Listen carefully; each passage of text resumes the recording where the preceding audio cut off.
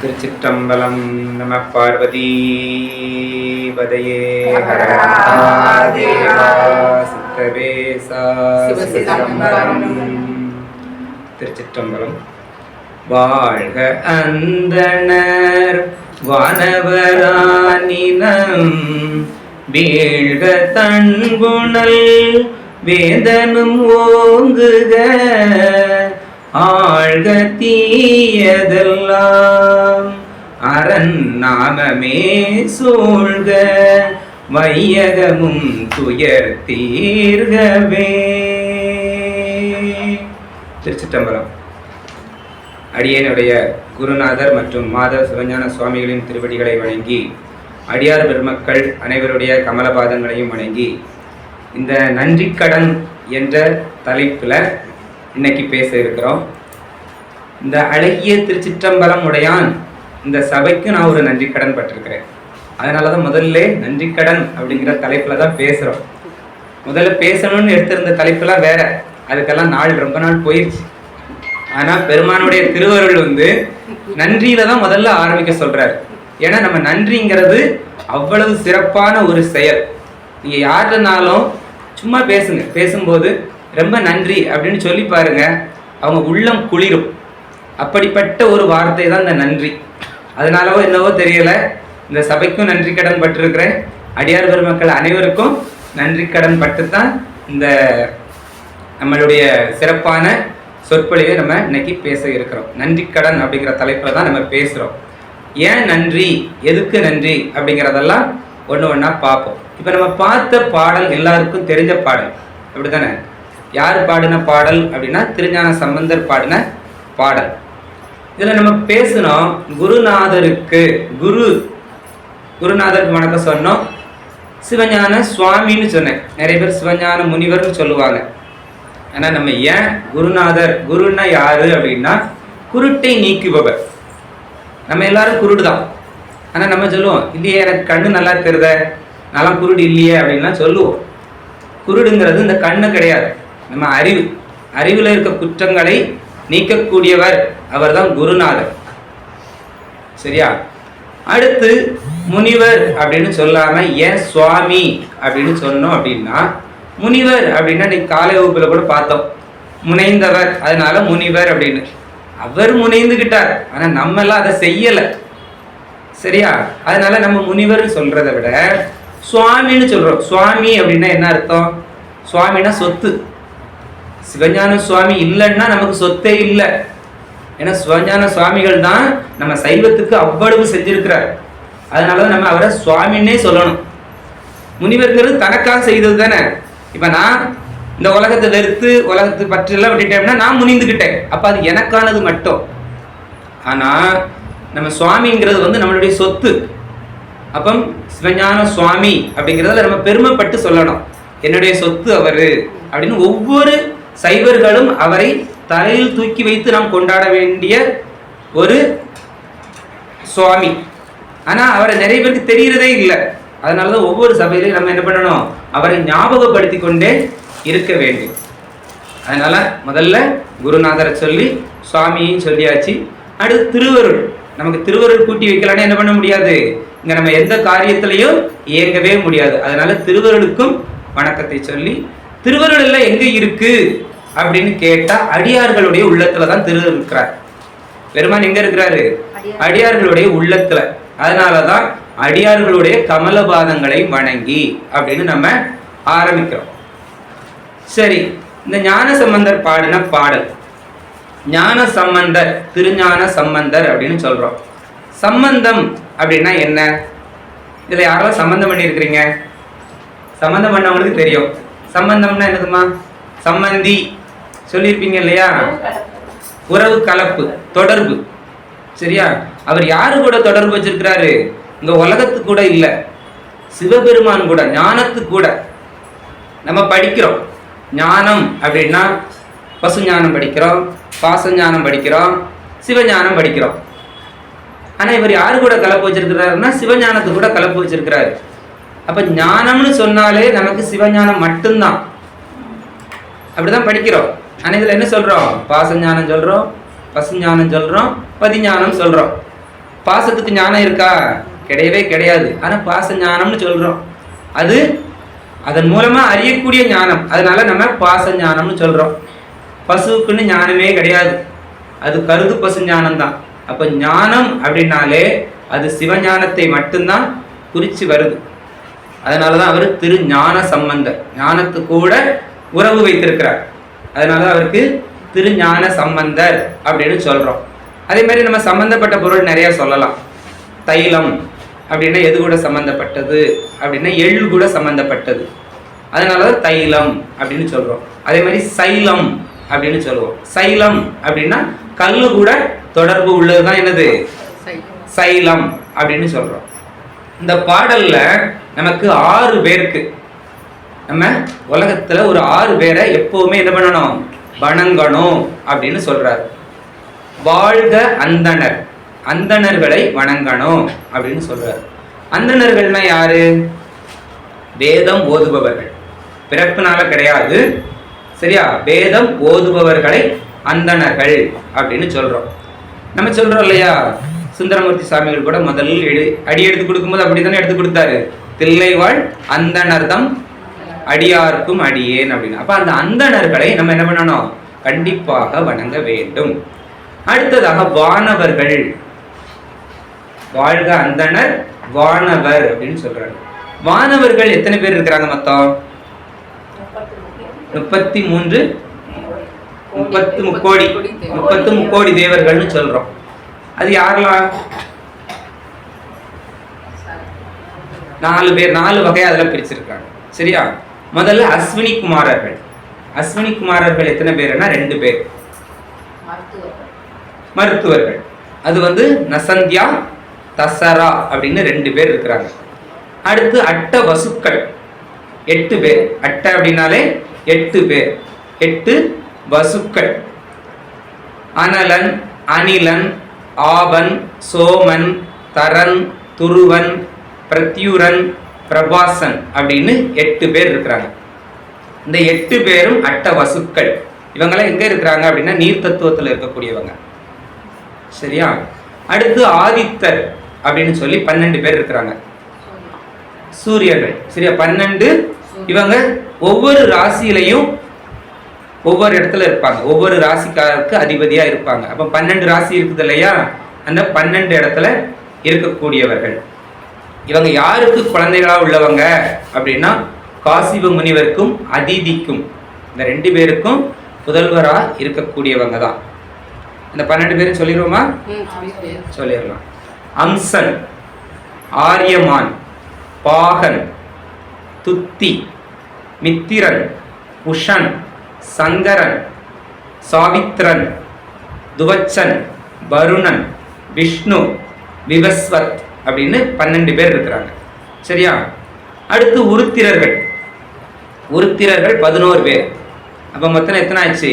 உருத்திரர்கள் 11, ஆதித்யர்கள் 12, அட்ட வசுக்கள் 8, 31 ஆயிடுச்சா? மருத்துவர்கள் 2, அப்ப மொத்தம் 33. இந்த 33 பேரைத்தான் நம்ம என்ன சொல்றோம்? 30 முக்கோடி தேவர்கள் அப்படின்னு சொல்றோம். இந்த உருத்திரர்கள் யாரெல்லாம் அப்படின்னா மகாதேவன், புத்திரன், சங்கரன், நீலலோபிதன், ஈசானன், விசயன், பீமதேவன், பகோத்பவன், சௌமியன், கபாலி, அரண் அப்படின்னு 11 பேர் இருக்கிறாங்க. இந்த 11 பேரும் பிரம்மாவுடைய பிள்ளைகள் அப்படின்னு உபநிடதம் கூறுகிறது. சரி, அப்போ இப்ப நம்ம 2 பேரை பார்த்தாச்சு. யாரெல்லாம்? முதல்ல பார்த்தது அந்தணர்களையும் பார்த்தாச்சு, தேவர்களையும் பார்த்தாச்சு. வானவர்கள், வானவர்கள் தான் நம்ம தேவர்கள்னு சொல்றோம். அடுத்து ஆனினம். 3வது என்னது? ஆனினம்னா என்னது? பசு. பசுவை வணங்கணும்னு. இப்ப யாருமே பசுவை தொட கூட செய்யறது இல்லை. ஆனா அந்த காலத்துலலாம் தெருவில் பசு போச்சுன்னா என்ன பண்ணுவாங்க? தொட்டு வணங்குவாங்க. பார்த்துருக்கீங்களா? இப்பவும் வணங்குறாங்க. கோயில்கிட்ட நின்னா நம்ம இந்துக்கள் வணங்குறோம், மற்றபடி யாருமே என்ன பண்றது இல்லை, வணங்குறது இல்லை. ஆனா பசு கூட்டத்தை கண்டிப்பாக நம்ம வணங்கணும். ஏன் பசு கூட்டத்தை வணங்கணும்னு சொல்றோம்? பஞ்சகவ்யம் தருது. வேற பஞ்சகவ்யம் தருது. அது யாரு? ஆனினம். பசு கூட்டம் யாரோடது? பார்க்கடல கடையும் போது சரி, காமதேனு. காமதேனு அதை விட முன்ன நமக்கு நம்ம சைவத்துல ரொம்ப சிறப்பா சொல்லணும். நம்ம சாமியை தாங்கக்கூடிய ஒரு வாகனம். சரியா, நம்ம சிவசக்தியை தாங்கக்கூடிய ஒரு வாகனம். சரியா, நந்தியம்பெருமான். அதனாலதான் அது பசு. சரியா, அடுத்து விபூதி தரக்கூடியது, நமக்கு மேலான செல்வத்தை தரக்கூடியது விபூதி. அந்த விபூதியை தரக்கூடியதே இதுதான், அந்த ஆனினம் தான். அடுத்து இன்னொன்னு என்னன்னா சுரபி குலம். அது சுரபி குலம், அது எப்பவும் சுரந்துக்கிட்டு தான் இருக்கும், எது கேட்டாலும் கொடுக்கக்கூடியது. அது கழிவே கிடையாது, எதுவுமே எல்லாமே பயன்படக்கூடியது தான் பசு. அதனாலதான் அதை காமதேனு நினைச்ச உடனேலாம் கொடுக்கக்கூடியது அப்படின்னு சொல்றோம். அப்போ முதல்ல நமக்கு அது யாரு ஞாபகம் வரணும்? ஆனினம்னு சொன்னாலே நம்ம நந்திய பெருமான், நம்ம தலைவர் தான் ஞாபகம் வரணும். நமக்கு முதல் குரு அவர் தானே, குரு முதல்வர். அதனால அவரை வணங்குறோம் அப்படின்னு நினைச்சு வணங்கணும். அதுக்கு அடுத்து பெருமானை சுமக்கிற ஒரு பெரிய பாக்கியம் பெற்றது அது, அதனாலையும் நம்ம வணங்கணும். அடுத்து நமக்கு பஞ்சகவியம் தருது. அபிஷேகத்திலே சிறந்த அபிஷேகம் எது அப்படின்னா பஞ்சகவியம் தான் அபிஷேகத்துல சிறந்தது. அந்த பஞ்சகவியம் எப்படி தயாரிப்பாங்கன்னு தெரியுமா? யாராவது தயாரிச்சிருக்கீங்களா? தயாரிச்சது இல்ல. எதுலலாம் தயாரிக்கணும்? பஞ்சகவியம்னா என்ன முதல்ல அது தெரியணும் இல்லையா? 5 பொருள் சேர்ந்தது, 5 பொருள் சேர்ந்ததுதான் பஞ்சகவியம். அது 5மே பசுவில இருந்து கிடைக்கக்கூடியதுதான், வேற எதுல இருந்தும் கிடைக்கக்கூடியது கிடையாது. அது எப்படி எடுக்கணும் அப்படின்னா, நீங்க 1 லிட்டர் பால் எடுத்துக்கோங்க. அளவுக்கு நீங்க எது எடுக்கிறீங்கன்னாலும் ஒரு முழு பாத்திரத்துக்கு எடுத்துக்கணும். இப்போ 1 டம்ளருக்கு எடுத்தீங்கன்னா அதுல இருந்து பாதி பாதி. அப்போ 1 லிட்டர் பால் எடுத்தீங்கன்னா 1/2 லிட்டர் தயிர் எடுக்கணும். சரியா, 1/2 லிட்டர் தயிர் எடுத்தீங்கன்னா 1/4 லிட்டர் நெய் எடுக்கணும். ஏன்னா அரையில பாதி கால் தானே, அந்த அளவுக்கு எடுக்கணும். 1/4 லிட்டர் நெய் எடுத்தீங்கன்னா அதுல 125 ml கோசலம் எடுக்கணும், இந்த நீர். சரியா, கோமியம். அடுத்து கோசலம், அதுல பாதி 125ல பாதி, ஒரு 60-65 ml எடுக்கலாம். ஆனா சாணத்தை நீங்க அப்படியே போடக்கூடாது. அப்படியே போட்டா அது குற்றம். என்ன பண்ணணும்னா தண்ணியில கரைக்கணும். கரைச்சி ஒரு துணியில வடிகட்டணும். வடிகட்டுன தண்ணியை தான் அதுல சேர்க்கணும். அப்படி சேர்க்காம கோசலம் நேரா பெருமான்ல அந்த இது பட்டுச்சுது அப்படின்னா அது குற்றம். சரி, தெரியாம போட்டுட்டீங்க, விட்டுருங்க. இனிமே தெரிஞ்சுக்கோங்க. அதனாலதான் இப்படிலாம் நம்ம வகுப்பு வர்றதே அதுக்கு தான். எந்த வகுப்பு நம்ம அதிகமா கேட்டுக்கிட்டே இருக்கோமோ நமக்கு என்னவாகும்? அறிவு விரிவடைஞ்சுக்கிட்டே இருக்குன்னு அர்த்தம். நம்ம குற்றங்கள் எல்லாம் குறையும். இப்ப சொன்னாங்க நான் 2 தடவை பண்ணிட்டேனே, இப்ப இந்த குற்றம் குறைஞ்சுக்கிடும் இல்லையா? அப்போ குற்றத்தை குறைக்கிறதுக்கு தான் இந்த மாதிரி நம்ம சித்தாந்த வகுப்புகள் எல்லாம் படிக்கிறோம். சரி, அப்ப 3 பொருளை பார்த்தாச்சு. புரிஞ்சுதான்? பஞ்சகவியம் எப்படி தயாரிக்கணும்னு தெரிஞ்சது இல்லையா? அதே மாதிரி நீர், கோமியம் தான் நீர், கோசலம் தான் இது.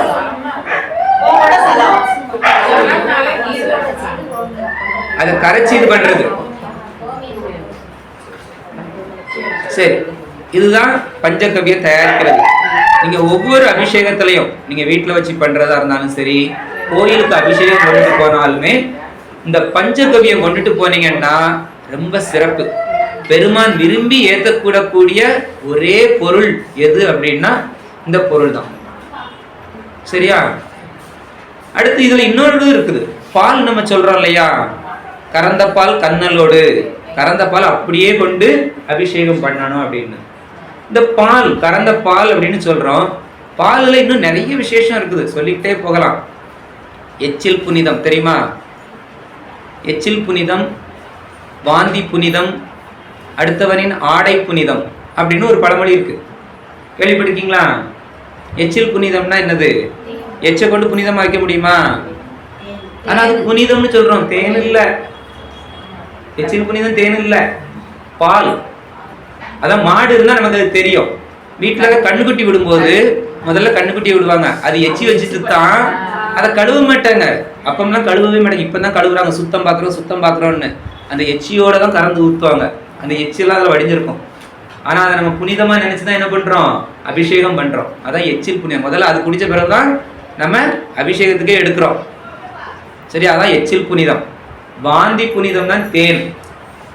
ஏன்னா தேன் வந்து என்ன பண்ணும், தேனி மகரந்தத்தை எல்லாம் சேர்த்துட்டு வந்து வாயில இருந்து தான் தேன் கூட்டில் கொண்டாந்து இது பண்ணும். அதனால அது தேன் புனிதம்னு சொல்றோம். அதான் வாந்தி புனிதம். ஆனா வாந்தி புனிதம்னாலும் வாயிலிருந்து வந்ததுனால நம்ம வாந்தின்னு சொல்றோம். ஆனா அதனுடைய எச்சி எதையுமே அது என்ன பண்ணாது, கலக்காது. சரியா? அடுத்த வரின் ஆடை புனிதம்னு சொல்றோம். நம்ம ஒருத்தவங்க இன்னொருத்தவங்க உடுத்துனது நம்ம உடுத்துவோமா? வீட்டுல அண்ணன் தம்பிக்கு யாருக்கும் அண்ணன் குள்ளது தம்பி உடுத்த மாட்டான், அதெல்லாம் பழசு அப்படின்னு தூர போடுறோம். அப்படி இல்லையா? அந்த காலத்துல இருந்துச்சுது. இப்பமெல்லாம் அப்படியே போடுறாங்க. ஒவ்வொரு வீட்லயும் வேணுங்க துணி இருக்குது. அதனால துணியோட அருமெல்லாம் கிடையாது இப்போ. ஆனா நம்ம இப்பவும் அதை புனிதமா வச்சிருக்கிறோம். எது அப்படின்னா பட்டு துணி. பட்டு என்ன பண்ணுது, பட்டு பூச்சி உடம்புல சுத்தி இருக்கிறது தான் நம்ம அதுல வெக்கையில போட்ட உடனே அதுல இருந்து இலகி வருது. அதைத்தான் அடுத்தவரின் ஆடை புனிதம் அப்படின்னு சொல்றோம். அதை பெருமானுக்கும் சாத்திரம், வேள்விகள்ல அபிர்வாகமா கொடுக்கிறோம். அப்போ இந்த 3 தான் சரியா புனிதம் அப்படின்னு சொல்றது. அதனால பசு நமக்கு ஆனினம் அப்படின்னு சொல்றோம். அப்ப 3 பொருளை நம்ம கண்டிப்பா வணங்கணும் அப்படின்னு ஞானசம்பந்தர் பெருமான் சொல்லியிருக்கிறாரு. அதுக்கு அடுத்த வரியில என்ன சொல்லியிருக்கிறாரு, வீழ்க தன் புனல் அப்படின்னு சொல்லியிருக்கிறாரு. தன் புனல் அப்படின்னா என்னது, புனல்னா என்னது, நீர். தன் புனல் குளிர்ச்சியான நீர். சரியா? மழையை வணங்கணும்னு சொல்றாங்க. மழை, இந்த மழையில நிறைய வகை இருக்குது. முதல்ல 9 வகை மேகம் இருக்குது, 7 வகை மழை இருக்குது. 7 வகை பார்த்துருக்கீங்களா? எத்தனை வகை பார்த்துருக்கிறீங்க எல்லாரும்?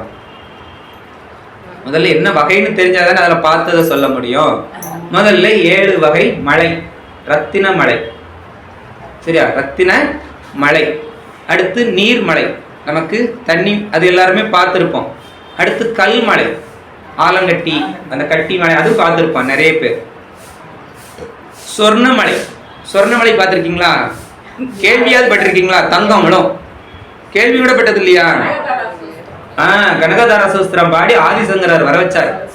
நம்ம வரலாறு இதெல்லாம் யாரும் இல்லைன்னு சொல்லவே கூடாது. பொய்யே கிடையாது, எல்லாமே உண்மை. சரியா? இன்னும் சான்றோட தானே இருக்கிறோம். நம்ம சான்று இல்லைன்னா பொய்ன்னு சொல்லலாம். நம்மளை யாருமே பொய் அப்படின்னு சொல்லவே முடியாது. நமக்கு பெருமான் அப்படி ஒரு கொடையை கொடுத்துருக்கிறார். சரியா? அடுத்ததான் மண்மழை. அது நிறைய இடத்துல பெய்யுது. ஆனா அது வந்து காற்றுனால வரக்கூடியது. இது மேல இருந்தே பெஞ்சது. சரியா? இது ஒரு முனிவருடைய சாபத்தினால, உறையூர்ல, திருச்சி பக்கத்துல உறையூர் இருக்கு இல்லையா, அந்த இடத்துல இருந்த மன்னன் ஒரு முனிவருடைய நந்தவனத்துல போய் பூவளை ஒருத்தனை வச்சு பறிச்சுட்டு வருவான். முனிவருக்கு பூ இல்லை. அப்ப தினமும் சொல்லி பாப்பா, கேட்க மாட்டாங்க. பெருமான்ட்டே முறையிட்டுருவார். பெருமான்ட்ட முறையிட்ட உடனே பெருமான் மணல் மழை பெய்ய வச்சிருவார். அந்த நகரமே வறட்சியில போயிடும். சரி, இது நமக்கு வரலாறுல இருக்குது. அதனால மணல் மழையும் பெய்யும். உறையூர் திருச்சி பக்கம். இப்ப இல்ல, அந்த காலத்துல அரசர்கள் காலத்துல உள்ளது.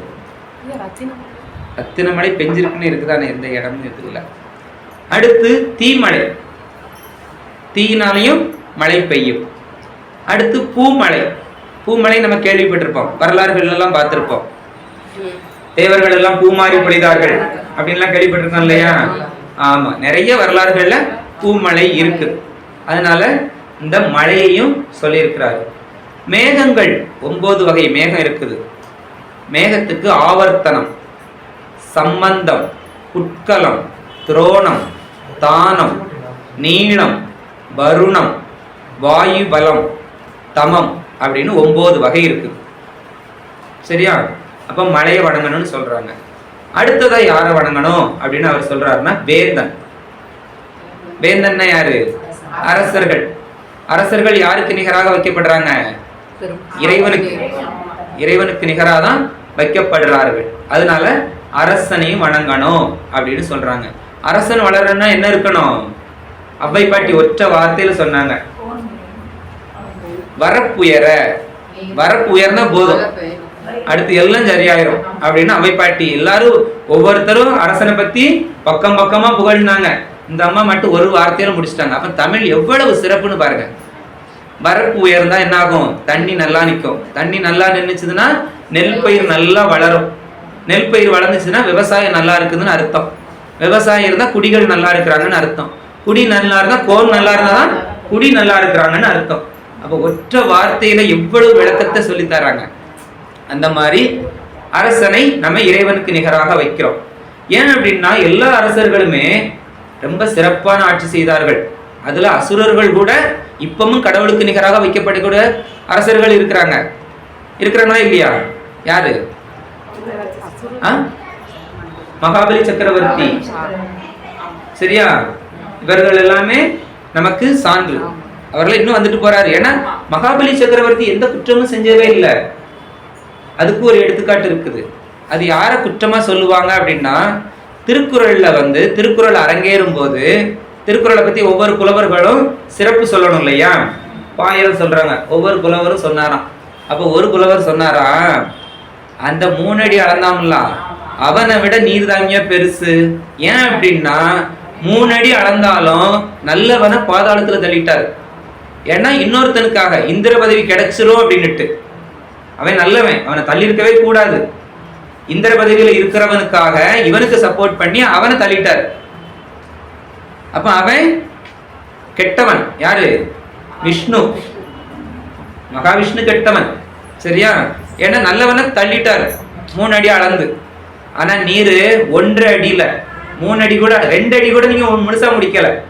1.5 அடியில இந்த உலகத்துக்கு உய்வு தருவதற்காக இத்தனை குறள்களை சொல்லி, அது நம்ம குறளை சொல்றோம் பாருங்க. சங்க காலத்துக்கு முன்னே இருக்குது, சங்க காலத்துல இருக்குது, இப்போ இருக்குது, இன்னும் இருந்துகிட்டு இருக்க போகுது. அதுல எந்த பாட்டு மாத்தி இருக்கமா? இல்ல எந்த பாட்டுக்கும் அருள் அந்த அர்த்தம் மாறி போயிருக்குதா? எல்லா காலத்திலையும் அது நிலைத்து நிற்கக்கூடிய ஒரு 1.5 அடி செய்யுள். அப்ப எப்படிப்பட்ட செய்யுளா இருக்குன்னு பாருங்க. அப்ப 3 அடி அளந்தது பெருசா 1.5 அடி பெருசா அப்படின்னா அளவுல வித்தியாசம் கிடையாது, பார்க்க கூடாது. அதனுடைய பலன்ல தான் பார்க்கணும், எது நல்லது செய்யுது அப்படின்னு. அப்போ 1.5 அடியில நமக்கு கொடுத்துட்டு போயிருக்கிறார். அப்படிப்பட்ட திருக்குறள் என்ன பண்ணணும்? தினமும் ஒரு குறள் படிச்சாவாது 1330 குறளையும் படிச்சிடலாம். அப்படித்தானே? நம்ம ஐயா வகுப்பை கேட்டாலே போதும், நிறைய குறள் நம்மளே படிக்கவே வேண்டாம், கேட்டுக்கிட்டு இருந்தாலே தெரிஞ்சுக்கிடலாம். அவ்வளவு எளிமையா அர்த்தங்கள் எல்லாம் இருக்கு. அப்ப இந்த அரசன் அப்படிப்பட்டவன் அப்படின்னு சொல்றாங்க. அடுத்து இப்ப 5 குறள் பார்த்தாச்சா. 6வது அரண் நாமம். பாருங்க, அரணை கூட சொல்லாம அரண் நாமம். இப்ப எவ்வளவு பட்ட ஒரு பெரிய அந்த எழுத்து அரண் நாமம். நாமம் எழுது 5 எழுத்து. சரியா சொன்னாங்க, நமச்சிவாயன்னு சொல்லாம. ஏன்னா அப்படி சொல்லக்கூடாது, நமச்சிவாய சிவாய நம்ம சொல்லக்கூடாது. ஏன்னா சிவையங்கிறதும் 5 எழுத்து தான் குறிக்குது, சிங்கிறதும் 5 எழுத்து தான் குறிக்குது, சிவங்கிறதும் 5 எழுத்து தான் குறிக்குது. அப்ப நாமம்னு சொன்னாலே எதைத்தான் சொல்லணும்? 5 எழுத்தை தான் சொல்லணும். அப்படிப்பட்ட 5 எழுத்து. இப்ப இந்த 5 எழுத்தை பத்தி பேசுறதுக்கு தான் நம்ம எங்க இருக்கிறோம்? இங்க இருக்கிறோம். அதுக்கு தொடர்பாக தான் இந்த பாடலும் வந்திருக்குது, சரியா? இந்த 5 எழுத்து. அப்ப அது 5 எழுத்தை வாங்குனா என்னெல்லாம் கிடைக்கும்? தீயதெல்லாம் ஆழ்க. தீயதெல்லாம் என்ன ஆயிரும்? ஆழ்ந்து போய்விடும், நம்மளை விட்டு தூர போய்விடும் அப்படின்னு சொல்றாரு, சரியா? இப்போ இந்த பாடல் பாடிய தலம் எங்கன்னா மதுரையில. இவர் எங்க இருந்து வராரு? காளி, சீர்காழி. சீர்காழியில ஏன் மதுரைக்கு வாராரு அப்படின்னா, மதுரையில இருக்கிறவங்க எல்லாரும் கூன் பாண்டியன் ஆட்சி செய்யறான். கூன் பாண்டியன் ஆட்சி செய்யும் போது அவங்க எல்லாம் சமண கொள்கைகளை பின்பற்றி இருக்கிறார்கள். கடவுள் அல்லாத கொள்கை, கடவுளே இல்லை அப்படின்னு சொல்லக்கூடிய ஒரு கொள்கை. அப்ப மன்னன் எவ்வழியோ அவ்வழியில தான் யாரு இருப்பாங்க? குடிகள் எல்லாம் இருப்பாங்க. அப்ப மக்கள் எப்படி இருக்கிறாங்க? கடவுள் இல்லாத கொள்கைகள்ல தான் இருக்கிறாங்க. அப்ப கடவுள் இல்லை அப்படின்னு சொன்னா அந்த குடிகள் எல்லாம் எப்படி இருக்கும்? சிறப்பா இருக்குமா? இருக்கவே இருக்காது. அதனால அந்த மதுரை ரொம்ப கஷ்டப்படுது அப்படின்னுட்டு தான் அந்த மங்கையர்க்கரசி அம்மா என்ன பண்றாங்க? தூது விடுறாங்க ஞான சம்பந்தருக்கு. சரியா? ஐயா நீங்க இங்க வாங்க, என்ன பண்ணுங்க, எங்களை உய்விக்க வேண்டும். எதை சொல்லி? 5 எழுத்தை கொடுத்து அறநாமத்தை சொல்லி எங்களை என்ன பண்ணணும்? உய்வு கிடைக்க வைக்கணும். அப்பதான் வையகமும் துயர் தீர்கவே அப்படின்னு சொன்னார். அப்ப இந்த உலகம் பூரா துயர் போகணும் அப்படின்னா எது வேணும்? அரனுடைய நாமம் வேணும், சரியா? நாமம் இல்லைன்னா நம்மளால உய்ய முடியாது அப்படின்னு சொல்றாங்க. சரி, இப்ப மதுரைக்கு வரணும். அவர் மதுரைக்கு வர முன்ன அங்க என்ன நடக்குது அப்படின்னா, அவர் கூட யாரு இருக்கிறாரு அப்படின்னா அப்பர் சுவாமி இருக்கிறார். ஒன்னா இருக்கிறது யார் அந்த நேரம்? அப்பர் சுவாமி இருக்கிறாரு. அப்பர்னா என்ன அர்த்தம்? அப்பர் அப்படின்னா அடிமை, அடிமைன்னு அர்த்தம். அடிமை நெறி, அவர் செய்த நெறியை அப்பர் அப்படின்னு சொல்றது. அதனாலதான் அடிமை நெறியில நின்னதுனால அப்பர் அப்படின்னு சொல்றது. அப்ப அவர் சொல்றாரு, நமக்கு இன்னைக்கு நாளும் கோளும் சரியில்லை. ஏன்னா அது குழந்தை, ஞானசம்பந்தர் குழந்தை தானே, எதையும் பார்க்க மாட்டாங்க. இளங்கன்று பயம் அறியாது. ஆனா கொஞ்சம் வயசானவங்க என்ன பார்ப்பாங்க? அனுபவம். அவங்க சொல்றாங்க நாளும் கோளும் சரியில்லை, அதனால நம்ம இப்ப போக வேண்டாம் அப்படின்னு சொல்றாங்க. அப்ப அவர் பாடுறாரு. என்ன பாட்டு பாடுறாரு? கோளறு பதிகம் பாடுறாரு. வேயுரு தோழி பங்கன் அதுல பாடுறாரு. அதுல முடிக்கும் போது, ஒவ்வொரு பாடலையும் முடிக்கும் போது எப்படி முடிக்கிறாரு? நல்ல நல்ல அடியார் அவருக்கு. அப்போ அடியார் இருக்கிறாங்க, நல்ல அடியார் இருக்கிறாங்க, நல்ல நல்ல அடியார் இருக்கிறாங்க. இதுல எப்படி பிரிக்கிறார் பாருங்க, 3 விதமா சொல்றாரு. அப்ப அடியார் யாரு, நல்ல அடியார் யாரு, நல்ல நல்ல அடியார் யாரு? நல்ல நல்ல அடியார்ல இருந்தே போகும். நல்ல நல்ல அடியார் யாரு? அருளாளர்கள் தான். அவங்க கிட்ட நம்மலாம் நெருங்கவே முடியாது. போகலாம், நம்ம அதுக்கு தகுதி படுத்தணும். நம்மளை தகுதிப்படுத்திக்கிடலாம், யாராலையும் முடியாதுன்னு கிடையாது, நம்ம தகுதிப்படுத்தணும். அப்ப நல்ல நல்ல அடியார்களுக்கு இந்த கோள்கள் என்ன செய்யாது? ஒன்றுமே செய்யாது, துன்பத்தை தராது. ஆனா நம்ம என்ன பண்றோம்? இன்னும் பெருமான சுத்துறதை விட்டுட்டு நவக்கிரகத்தை சுத்திக்கிட்டு இருக்கிறோம். சுத்திரமே இல்லையா? இத்தனை விளக்கு போடணும், அத்தனை விளக்கு போடணும்னு நவக்கிரகத்தை பிடிச்சுக்கிட்டு இருக்கிறோம். நம்ம பிடிக்க வேண்டியது புளியங்கொம்பு. புளியங்கொம்பை பிடிக்காம அதுல இருக்க இலையை பிடிச்சிட்டு தொங்குதோம். தொங்குனா என்ன ஆகும்? கீழே தான் விடுவோம். சரியா? அப்போ நல்ல நல்ல அடியார் அவங்க யாரு அப்படின்னா அருளாளர்கள். அவங்களுக்கு அந்த கிரகங்கள் ஒண்ணுமே செய்யாது. அதை யாரு இயக்குறா அப்படின்னா ஆதிசக்தி. ஆதிசக்தி தான் இயக்குறாங்க. ஆதிசக்தி இயக்குறதுனால நம்மளுக்கு சக்தி தானே கொடுக்குறாங்க.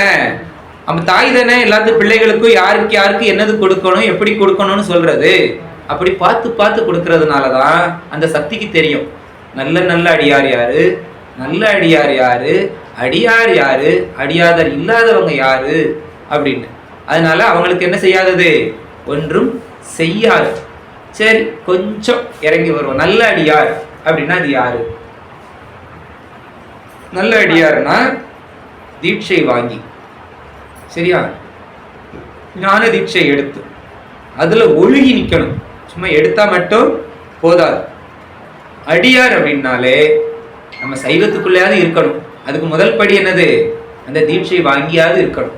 அவங்க கொஞ்சம் அடியார்னா சொல்லிக்கிடலாம், ஆனா அடியாருன்னு கூட நம்ம சொல்லக்கூடாது, அது உபச்சாரமா சொல்லிக்கிடலாம். சரியா? அப்ப நல்ல நல்ல அடியார்களுக்கு என்ன பண்ணாது? அந்த கிரகங்கள் எதுவுமே செய்யாது. சரி, அங்க இருந்து வரும்போதே திருநீற்று பதிகத்தெல்லாம் சொல்லிட்டு தான் வராரு. என்ன பண்ண போற?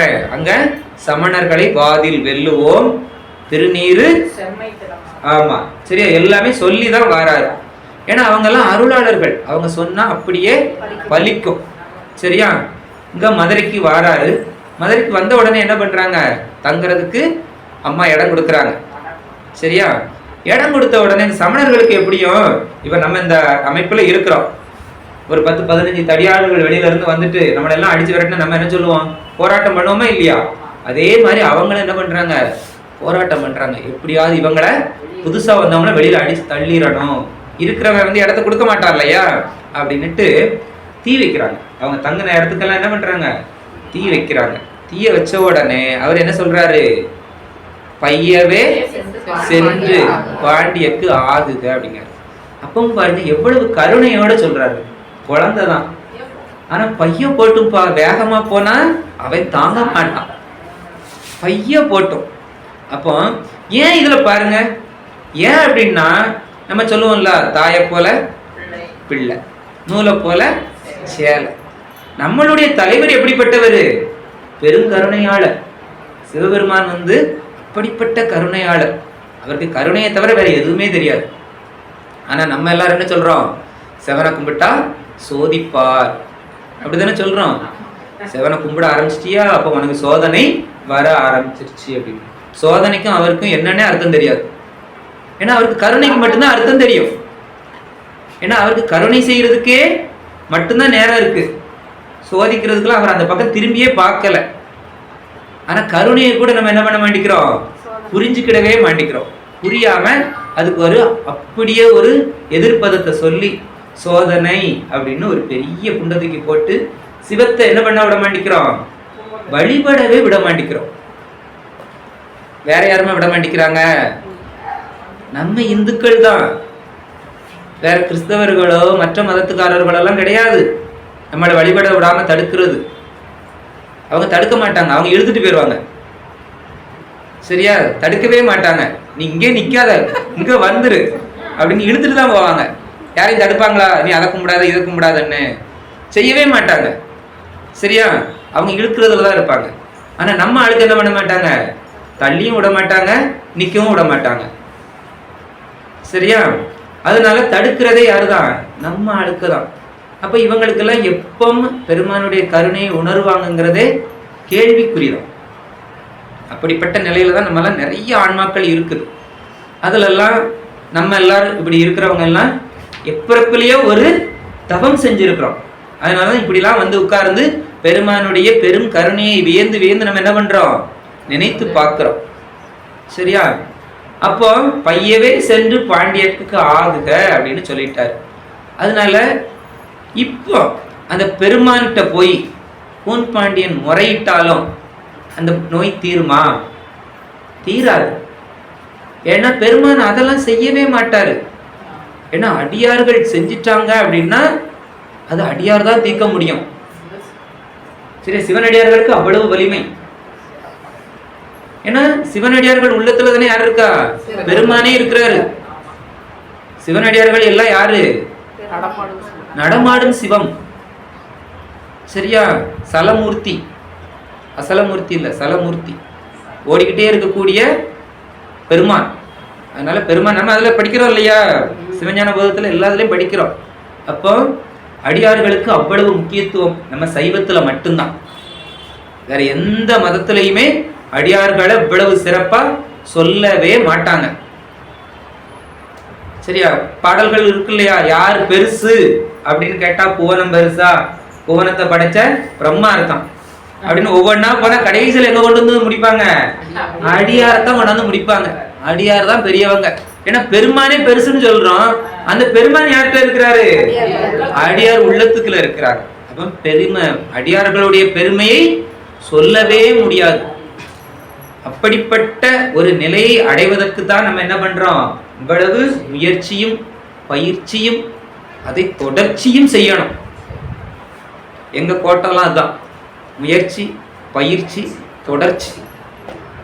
நிறைய பேர் முயற்சி எடுப்பாங்க, வகுப்புல சேருவாங்க, 2 வகுப்பு வந்தா 3வது வகுப்புக்கு வரமாட்டாங்க. ஏன்னா முயற்சி இருக்காது. அடுத்து உலகத்துல திரும்பிடுவாங்க.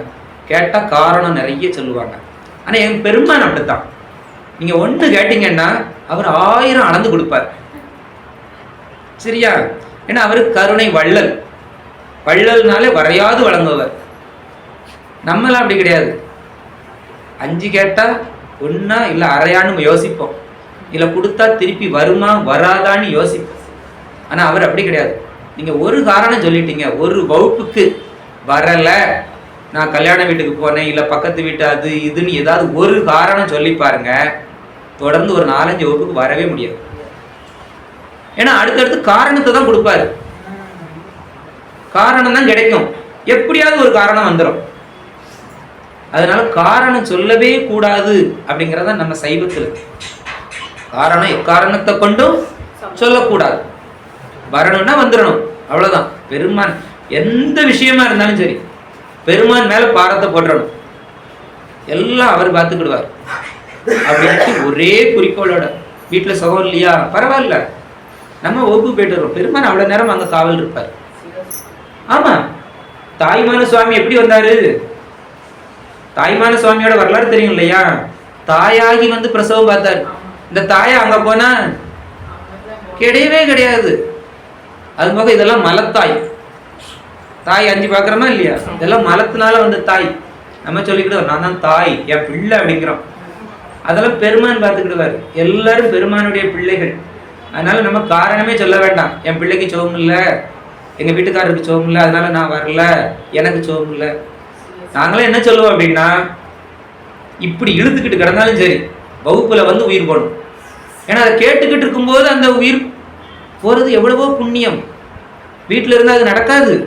அப்ப நம்மளுக்கு எவ்வளவு துன்பம் வந்தாலும் சரி எங்க வந்துடணும், வகுப்புக்கு வந்துடணும்.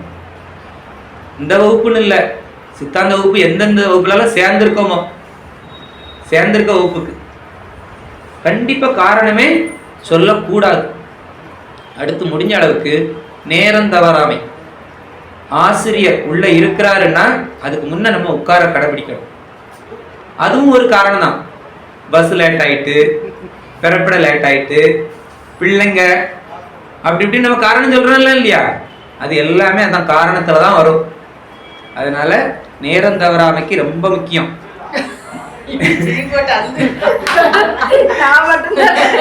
எல்லாரும் அப்படித்தான். நேரம் தவறாமையில 2 விஷயம் போயிருது. ஒண்ணு வாய்ப்பு, அந்த வாய்ப்பு திரும்ப கிடைக்காது. அடுத்து அதே நேரமும் திரும்ப கிடைக்காது. நேரமும் போயிடும், வாய்ப்பும் சிதறிவிடும். அப்ப 2 விஷயம் நமக்கு கிடைக்காம போயிடும். அதனால நேரம் தவறாமைய விடவே கூடாது. அதை மட்டும் புரிஞ்சுக்கோங்க. சரி, இப்ப இங்க வந்தாச்சு. என்ன பண்றாரு, வாதத்துக்கு ஆரம்பிக்கணும். சரியா, இவருக்கு வெப்பு நோய் வந்துருச்சு.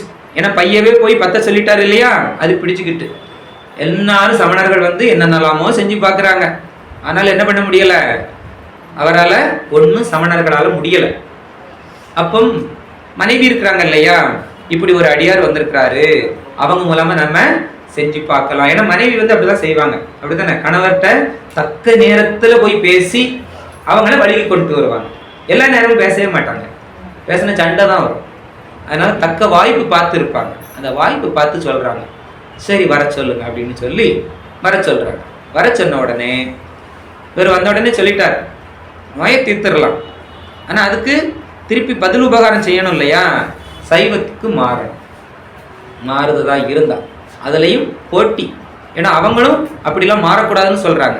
அப்போ பாதி உடலை அவங்களும் பாதி உடலை யாரு, ஞான சம்பந்தரும் சரியா தீக்கிறதுக்கு உட்கார்ந்துருக்கிறாங்க.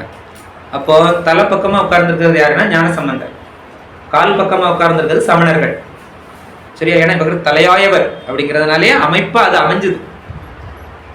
ஒரு பக்கத்துல திருநீற்று பதிகம் பாடி திருநீர் பூசி விட்டு கொடுக்கிறார். அது அப்படி ஒரு குளிர்ச்சியா இருக்குது. இன்னொரு பக்கம் அவங்க மந்திரிச்சு அவங்க மந்திரத்தை சொல்லி பண்றாங்க. ஆனால் அதுல வெம்மை குறையவே இல்லை. அப்போ ஒரு உடல்ல 2 தன்மை, சொர்க்கத்தையும் நரகத்தையும் காட்டுறாரு பெருமான். எப்படி காட்டுறாரு, சொர்க்கத்தையும் நரகத்தையும் காட்டுறாரு. நம்ம இந்த உடம்பு வச்சிருக்கிறோம், சொர்க்கத்துக்கு போனோம்னா வேற உடம்பு எடுக்கணும், நரகத்துக்கு போனோம்னா வேற உடம்பு எடுக்கணும். ஆனா கூன்பாண்டியனுக்கு எப்படி கிடைச்சிருக்குது, சொர்க்க நரகத்தை ஒரே உடம்புல, வேற வேற உடம்பு கூட இல்லை, ஒரே உடம்புல. அது இந்த மல சரீரத்திலே காட்டுறாரு பெருமான் எப்படிப்பட்டது அப்படின்னு. அப்போ இது திருநீற்று பதிகம் பாடி இது பண்றாரு. இது வந்து சுரவாதம். இந்த வாதத்துக்கு பேர் என்ன பேரு, சுரவாதம். சுரம் அப்படின்னா என்னது, காய்ச்சல். சுலபமா இல்லையா, சுரதேவர் நமக்கு திருக்கோயில்கள்ல இருப்பார். சுரம் அப்படின்னு வாதம். சுரம்னா என்னது, வெப்பம். வேற நம்ம வாயுக்களுடைய இம்பேலன்ஸ், வாயுக்களுடைய மாற்றம், காற்று, நம்ம காற்று மூச்சு காற்று இருக்கு இல்லையா, அதனுடைய மாற்றத்தினால வரக்கூடியதுதான் இந்த சுரம், சுரதேவர் அப்படின்னு சொல்றோம். இவங்க 3 வாதத்துக்கு கூப்பிடுறாங்க. இதுல முதல் வாதம் நடக்கிறது என்னது, சுரவாதம். இதுல என்ன பண்ணியிருக்கிறாரு, திருநீர் பூசி இருக்கிறார். அப்ப இது என்னது ஆகுது அப்படின்னா சமய தீட்சை. கூன்பாண்டியனுக்கு கொடுக்கக்கூடிய தீட்சை என்னது, சமய தீட்சை. சரியா, ஏன்னா சமய தீட்சையில மட்டும்தான் திருநீர் பூசுவதற்கு அதிகாரம். 16 இடத்துல நம்ம பூசணும்னா சமய தீட்சை பெற்றிருக்க வேண்டும். சிவ சின்னங்களை அணியணும்னா சமய தீட்சை பெற்றிருக்க வேண்டும். அப்படிப்பட்ட ஒரு அதிகாரத்துக்குரியதான் என்னது, சமய தீட்சை. இந்த சமய தீட்சையில என்ன மந்திரம் நமக்கு கொடுப்பாங்க அப்படின்னா தூல பஞ்சாட்சரம். சரியா, ஓதுவதற்கு தகுதி. சரி, முதல்ல இதை முடிச்சிடும். அடுத்து இவங்களுக்கு முடியல, யாருக்கு, சமணர்களுக்கு முடியல, அடுத்த வாதத்துக்கு கூப்பிடுறாங்க. வாதம் 3 இல்லையா, அடுத்து அனல் வாதத்துக்கு கூப்பிடுறாங்க. அனல் வாதம் அப்படிங்கிறது என்ன அப்படின்னா, ஹோமகுண்டம் வளர்த்து அதுல அக்னி எரிஞ்சுக்கிட்டு இருக்கும், அதுல நம்ம ஓலைச்சுவடிகளை எழுதி அதுல போடணும். நம்ம சைவத்துக்கு இவர் எழுதுறாரு, வைணவத்துக்கு அவங்க எழுதுறாங்க, இந்த சமணத்துக்கு அவங்க எழுதுறாங்க. யாருடைய ஓலைச்சுவடி எரியாமல் இருக்கிறதோ அந்த ஓலைச்சுவடி வாதத்தில் வென்றது. இவர் என்ன பண்றாரு, பச்சை பதிகம் பாடுறார். பெருமான் வந்து என்ன பண்றாரு, பச்சை பதிகம் பாடி அதுல போடுறாரு. அவங்களும் அவங்களுடைய இதை எழுதி போடுறாங்க. சிறிது நேரத்துல என்ன ஆயிருது, அவங்களுடைய இது சாம்பல் ஆயிருது. அப்போ அக்னி குண்டம் வளர்த்து இது செய்ததுனால இது என்ன ஆகுதுன்னா விசேட தீட்சை ஆகிறது. மன்னனுக்கு விசேட தீட்சை கொடுத்ததாகிறது. அடுத்து அவங்க என்ன பண்றாங்க, நம்பல, இவன் ஏதோ சூது பண்ணிக்கிட்டு இருக்கிறான், இன்னும் ஒரு வாதம் இருக்கு, வா அழைப்போம் அப்படின்னுட்டு புனல் வாதத்துக்கு அழைக்கிறாங்க. புனல் வாதங்கிறது என்னது, ஓடக்கூடிய தண்ணியில ஓலையில எழுதி போடணும். எழுதி போட்டு யாருடைய ஓலை இன்றமானிக்கு நிக்குதோ அது என்னது, வென்றதாக அர்த்தம்.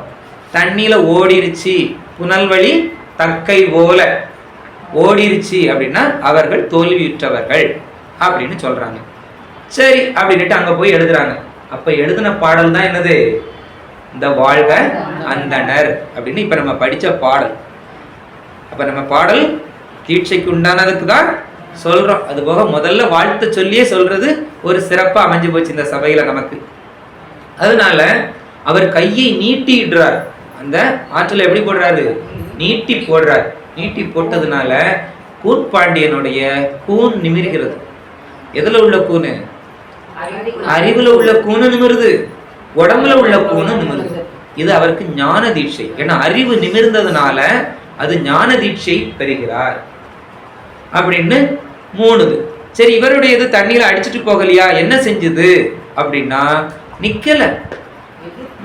சமணரோட இது ஓடிடுச்சு, புனல்வழி தக்கை மாதிரி ஓடிடுச்சு. இவரோடது நிக்கவும் இல்லை. அப்ப நிக்கலன்னா என்ன செஞ்சது அப்படின்னா எதிர்த்து சென்றது. இது பொருள் என காட்டி அப்படின்னு சேக்கிலார் சொல்லுவார். அப்போ எதிர்த்து போகுது. வேற என்னது எதிர்த்து போகும் தண்ணியில? தண்ணியில எதிர்த்து போகக்கூடிய பொருள் இருக்கா? யாரு சொன்னா? யாரோ சொன்னாங்களே முதல்ல மீன் அப்படின்னு மெதுவா ஒரு சத்தம். மீன் சரியான பதில் தான். மீன் தண்ணியில எதிர்த்து தான் போகும், தண்ணி போக்குல போகாது. ஏன்? அப்ப அங்க மீனாட்சி, மீனாட்சியோட அருள் பெற்றவர் தானே இவரு, ஞானப்பால் உண்டார். அப்போ அருளோட தான் வந்து எல்லா காரியமும் செய்யறார். தான் நினைச்சு செய்யல, எல்லாம் அருளோட வந்து செய்யறார். அப்ப மீன் எப்படி தண்ணியில எதிர்த்து போகுமோ அது போல இவருடைய ஓலைச்சுவடிகள் என்ன பண்ணுது, எதிர்த்து போகுது. எதிர்த்து போனதுனால இது பொருள். அது என்னது அப்படின்னா சிவம் அப்படின்னு காட்டி சிவத்தை நோக்கி போகுது. அடுத்து தண்ணியில அடிச்சு போறதெல்லாம் வினை வழி போறது. நமக்கெல்லாம் வினை வழி தான் நம்ம ஒழுகிக்கிட்டு இருக்கிறோம்.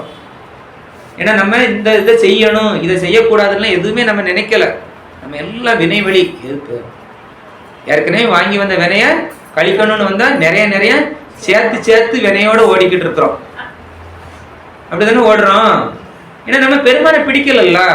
பெருமானை பிடிச்சாதான் நமக்கு என்ன ஆகும், அருள் வழி போக முடியும். அது வரைக்கும் எப்படிதான் போகுவோம், வினை வழி தான் போய்கிட்டு இருக்கோம்.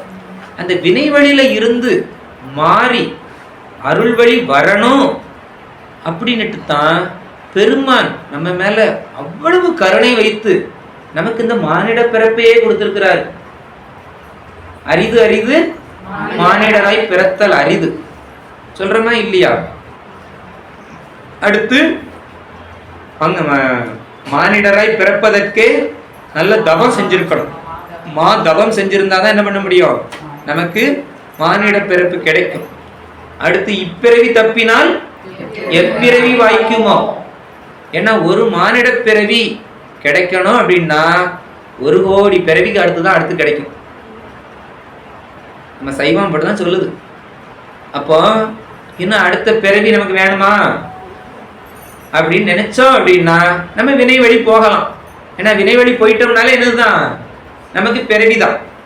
அப்ப அருள் வழி போறதுக்குத்தான் பெருமான் நம்மளை என்ன கொண்டு வந்திருக்கிறாரு? இந்த மானிட பிறவி கொடுத்துருக்கிறாரு. ஏன்னா ஏற்கனவே நிறைய விலங்கு அது இதுன்னு என்னதெல்லாமோ பிறந்துட்டோம். அதுல இருந்தெல்லாம் கழிஞ்சி சரி போதும், இனிமேலாவது அவன் முக்தி அடைஞ்சு வரட்டுமே அப்படின்னு நினைச்சுதான் இந்த மானிட பிறவி கொடுத்துருக்கிறாரு. ஆனா நம்ம எல்லாம் எப்படி இருக்கிறோம்? ஏன் பிறந்தோம், ஏன் இருக்கோம், எங்க போறோம் எதுவுமே தெரியாம உட்கார்ந்துகிட்டு இருக்கிறோம். அப்படியே அப்படி இல்லையா? அதனாலதான் நம்ம என்ன பண்றோம்? நம்ம சைவத்தை பத்தியே நமக்கு தெரியாம இருக்கிறோம். இந்த சைவத்துல எல்லாருமே இந்துக்கள் தானே. இந்துக்களா இருக்கிறது எவ்வளவு பெரிய சிறப்பு தெரியுமா? ஏன்னா சமயம் கடவுள் இல்லாத கொள்கைகள் இருக்கிற நாட்டுல பிறக்காம ஒரு கடவுள் கொள்கை உள்ள நம்ம இந்தியாவில் பிறந்திருக்கிறோம். அதுலயும் நம்ம சைவம் தளத்தோங்கி இருக்கக்கூடிய தமிழ்நாட்டுல பிறந்திருக்கிறோம். அதுவும் தென் தமிழகத்துல பாண்டிய மன்னன் ஆட்சி செய்தார். பாண்டிய மன்னனாக வந்து ஆட்சி செய்தார். இது பாண்டிய நாடு தானே. அப்ப நம்ம பெருமான் ஆட்சி செய்த இடத்துல, அப்ப நம்மள பெருமானுடைய பிள்ளைகள். அவ்வளவு சிறப்புல வந்து உட்கார்ந்துகிட்டு இருக்கிறோம். அப்படிப்பட்ட நாட்டுல பிறந்திருக்கிறோம். இங்க இருந்தாலும் கூட்டிட்டு போறவங்க எல்லாம் கூட்டிட்டு போகாம மிச்சம் வச்ச ஆளு மாதிரி இந்துக்களாகவே இருக்கிறோம். ஏன்னா கூட்டிட்டு போயிட்டாங்கன்னா அந்த பக்கம் போயிடுவோம். அந்த பக்கம் நினைச்சு இங்க இருந்து ரொம்ப கொடி பிடிப்போம். அங்குடி நின்றுகிட்டு அப்படி கொடி பிடிக்கிறவங்க தானே இருக்கிறாங்க. ஏன்னா அதுதான் உயர்ந்ததுன்னு இதோட பெருமை தெரியாம. ஏன்னா இதை பத்தி அவங்களுக்கு ஒரு சிந்தனையும் கிடையாது. இதை பத்தி அவங்களுக்கு தெரிஞ்சிருக்கவே வாய்ப்பு இல்லை. வேற எப்படி இருப்பாங்க? அதனால அப்படி இந்து மதத்துல இருக்கிறோம். அடுத்து சைவத்துல இருக்கிறோம். நம்ம இந்துக்கள்ல நம்ம எத்தனை சொல்றோம்? வைணவம் சொல்றோம், சாக்தம் சொல்றோம், கணாபத்தியம் சொல்றோம், ஒவ்வொன்றும் சொல்றோம், சௌமாரம் சொல்றோம். அப்படி ஒவ்வொரு இதுல இருக்கிறோம். அப்படி இருந்தாலும் சைவத்துல நிற்கிறோம். ஆனா சைவத்துல நின்னாலும் நம்ம பெருமானை உணர்ந்து நிற்கிறோமா அப்படிங்கிறத கேள்விக்கு. அப்ப பெருமானை உணரணும், பெருமானை அடையணும் அப்படிங்கிறத அந்த பிறப்பின் நோக்கம். அப்ப என்ன செய்யணும் பெருமானை அடையணும் அப்படின்னா நிறைய படிநிலைகள் இருக்கு. படிநிலைகள் இருக்குதா இல்லையா? அதுதான் தீட்சை. முதல்ல என்ன பெற்று இருக்கணும்? தீட்சை வாங்கி இருக்கணும். இந்த தீட்சை அப்படிங்கிறத எதுல கூறி இருக்குது அப்படின்னா ஆகமங்கள்லையும் வேதங்கள்லையும் அதிகமாக கூறப்பட்டிருக்குது. பெருமானை அடைவதற்கு இந்த தீட்சைகள் கண்டிப்பா வேணும் அப்படின்னு சொல்லப்பட்டிருக்குது. இந்த தீட்சை அப்படின்னா என்ன அப்படின்னா தீ கூட்டல் ஷை. தீ கூட்டல் ஷை. தீ அப்படின்னா கொடுப்பது, ஷை அப்படின்னா அழிப்பது. இது தீட்சா அப்படிங்கிற வடமொழி சொல்லில இருந்து வந்த வார்த்தை தீட்சை. அப்ப எதை கொடுத்து எதை அழிக்கணும் அப்படின்னு ஒரு கேள்வி. இப்ப நம்ம எல்லாம் வீடு கழுவோம், வீட்டை சுத்தம் பண்ணுவோம். வீட்டை சுத்தம் பண்றதுக்கு என்ன பண்ணுவோம்? தண்ணியை வச்சு சுத்தம் பண்ணுவோம். தண்ணி வச்சு தானே சுத்தம் பண்ணுவோம். அப்போ ஒரு பொருளை கொண்டு இன்னொன்னை சுத்தம் பண்றோம், அழுக்கை நீக்குகிறோம். அதுபோல இங்க எதை கொடுத்து எதை நீக்குதல் அப்படின்னா மந்திரத்தை பெற்று மலங்களை நீக்குவது. அந்த மந்திரம் தான் என்னது அப்படின்னா நம்ம ஏற்கனவே பார்த்தோம், அரண் நாமமே. பார்த்தோமா இல்லையா? அந்த அரண் நாமத்தை வாங்குவதுதான். அந்த நாமம் தான் என்ன பண்ண போகுது? நம்மளுக்கு மலங்களை எல்லாம் நீக்க போகுது. சரி, இந்த தீட்சை வாங்குறவங்க தான் என்னெல்லாம் செய்யணும் அப்படின்னா அருட்பாக்களை ஓதுதல். அருட்பாக்கள்னா தெரியும் இல்லையா? எல்லாரும் திருவாசகம் முற்றோதல் போறோம். ஆனா அது அருள்பா தானே, அருளாளர்கள் பாடியது. அது பாடணும்னாலே என்ன வேணும்? தீட்சை வேணும். ஆனா நம்ம முற்றோதல் குரூப்ல போய் சொல்லுங்க தீட்சை எடுங்கன்னா ஒரு ஆளும் வரமாட்டாங்க. ஏன்னா அவங்களுக்கு அதுல புரிதல் இல்லை. ஆனா புரிதல் வைக்கணும். யாருடைய கடமை? அடியார்களுடைய கடமை. தீட்சை வாங்கினவங்க தான் அதை சொல்லி புரிய வைக்கணும். அதை சொல்லி புரிய வைக்கலனாலே அது நமக்கு ஒரு குற்றம். ஆமா, நம்ம பெற்ற இன்பம் எல்லாரும் பெறணுமா இல்லையா? அது சொல்ல வைக்கணும். அவங்க மாட்டேன்னு தான் சொல்லுவாங்க. ஆனா நம்ம என்ன பண்ணணும்? ஓதிக்கிட்டே தான் இருக்கணும். தீட்சை எடு தீட்சை எடுன்னு சொல்லிக்கிட்டே தான் இருக்கணும். அருட்பாக்கள் ஓதுவதற்கு, புராணங்களை படிப்பதற்கு, ஞான சாத்திர நூல்களை கேட்டல் படித்தல். நம்ம கேட்கறதுக்கு கூட என்ன வேணும்? தீட்சை பெற்றிருக்கணும். நம்ம ஐயா வகுப்புல எத்தனையோ அட்டன் பண்றோம். ஆனா எல்லாரும் தீட்சை வாங்கியிருக்காங்களான்னா கிடையாது. ஏன்னா ஞான சாத்திர நூல்களையே தொடணும், அதை பார்க்கணும்னாலே தீட்சை வாங்கியிருக்கணும். ஒரு காலத்துல அப்படி இருந்துச்சு. அந்த சாத்திர நூல்கள் நமக்கு உரியது அல்ல, சன்னிதானங்களுக்கு உள்ளது. அப்படிதான் வச்சிருந்தாங்க ஒரு காலத்துல. 23வது சன்னிதானத்தினுடைய பெரும் கருணையினால நமக்கெல்லாம் கிடைச்சிருக்குது. அதெல்லாம் பார்க்குறோம், கேட்குறோம், புக்கத்துக்கு டம்முன்னு போடுறோம், செய்கிறோமா இல்லையா?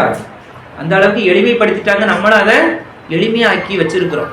அதெல்லாம் பெருமானுடைய தூல வடிவம், அப்படி வச்சு வழிபாடு செய்யணும். அது மட்டுமா அப்படின்னா பிரதிஷ்டை பண்ணுவது, விவாகம் பண்ணுவது, அந்தியேட்டினா இறுதிச்சடங்கு, இது எல்லாம் பண்றதுக்கும் பண்ண வைப்பதற்கும் என்னது வேணும் அப்படின்னா இந்த தீட்சை வேணும். தீட்சை இருந்தாதான் இதெல்லாம் செய்ய முடியும். இந்த தீட்சை அப்படிங்கிறது நமக்கு என்னது, வடமொழியிலிருந்து வந்ததுன்னு சொல்றோம். இந்த தீட்சை கொடுத்து நீக்குவது.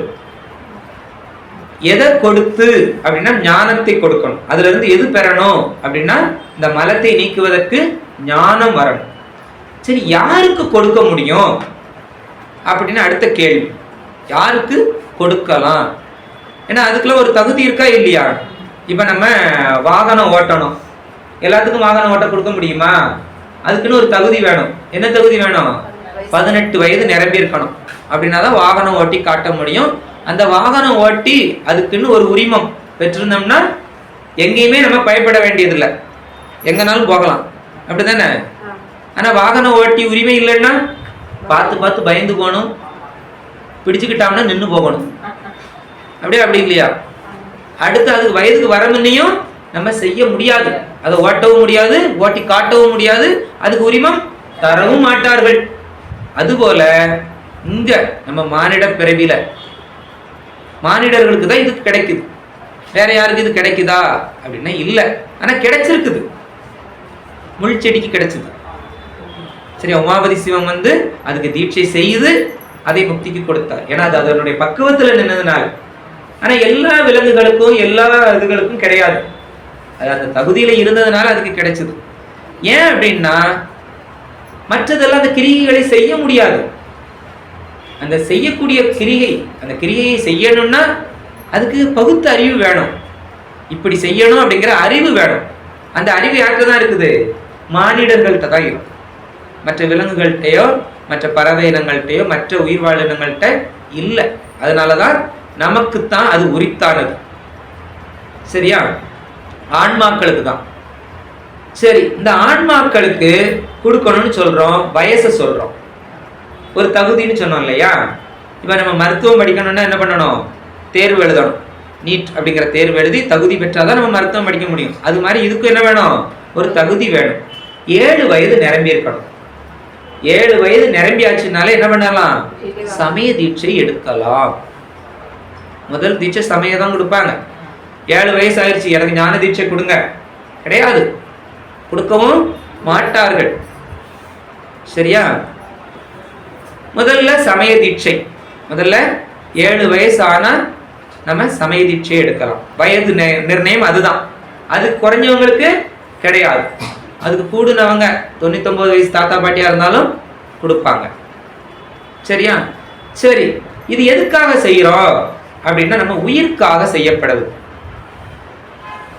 உயிரே கண்ணுக்கு தெரியாது, எப்படி நம்ம செய்யறது? இந்த உடலுக்கு என்னெல்லாம் செய்யறோம், எவ்வளவு மேக்கப் போடுறோம், செய்யறோமா இல்லையா? முகத்துக்கு ஒரு கிரீமு, கைக்கு ஒரு கிரீமு, கண்ணுக்கு மேலோடி ஒரு மை, வாய்க்கு மேலோடி ஒரு மை, தீட்டுறமா இல்லையா? இதெல்லாம் அழிந்து போகக்கூடிய உடல். அடுத்து காதுல மாட்டணும், மூக்குல மாட்டணும், கழுத்துல மாட்டணும், எல்லாமே செய்யறோம். ஆண்களும் அப்படித்தான். இப்ப தான் கண்ணுலே மாட்டுறாங்க ஆண்கள்லாம். எல்லாமே செய்யறோமா இல்லையா? இதெல்லாம் உடம்புக்கு செய்யக்கூடியது. அதனால பெண்களை சொல்றேன்னு நினைச்சிடக்கூடாது இல்லையா? அதுக்காக சொல்றோம். ஏன்னா ஆண்கள் எல்லாருமே காதுல மாட்டுறாங்க, கண்ணுல எல்லாம் போடுறானுங்க, நாக்குல எல்லாம் குத்துறானுங்க. இருக்குது, இருக்குதுல்லாமா சாமி? சரி, அதனால இது எல்லாமே இருக்குது. அதனால உடலுக்கு தான் நம்ம ரொம்ப முக்கியத்துவம் கொடுக்குறோம், அழகுபடுத்துறதுல. ஆனா நம்ம உயிரை என்ன பண்ண மாட்டேங்கிறோம்? ஒரு பொருட்டாவே மதிக்கவே மாட்டேங்கிறோம். அதனால உயிருக்குண்டானதுதான் இந்த தீட்சை. சரி, எத்தனையோ அருளாளர்கள் வரலாறுலாம் படிக்கிறோம். கண்ணப்பன் என்ன தீட்சை வாங்கியா கும்பிட்டாரு, கண்ணப்பன் என்ன செஞ்சாரு, அவர் நித்த மாமிசத்தை படைச்சாரு, அவர் முக்தி அடையறியா? தீட்சை வாங்காம சாமி கும்பிட முடியாதா? அப்படின்னு ஒரு கேள்வி வருமா வராதா? அழகா வரும். நிறைய பேர் நம்ம சைவத்துல இருக்கிறாங்க. நாங்கெல்லாம் கண்ணப்பர் வரலாறுல உள்ளவங்க.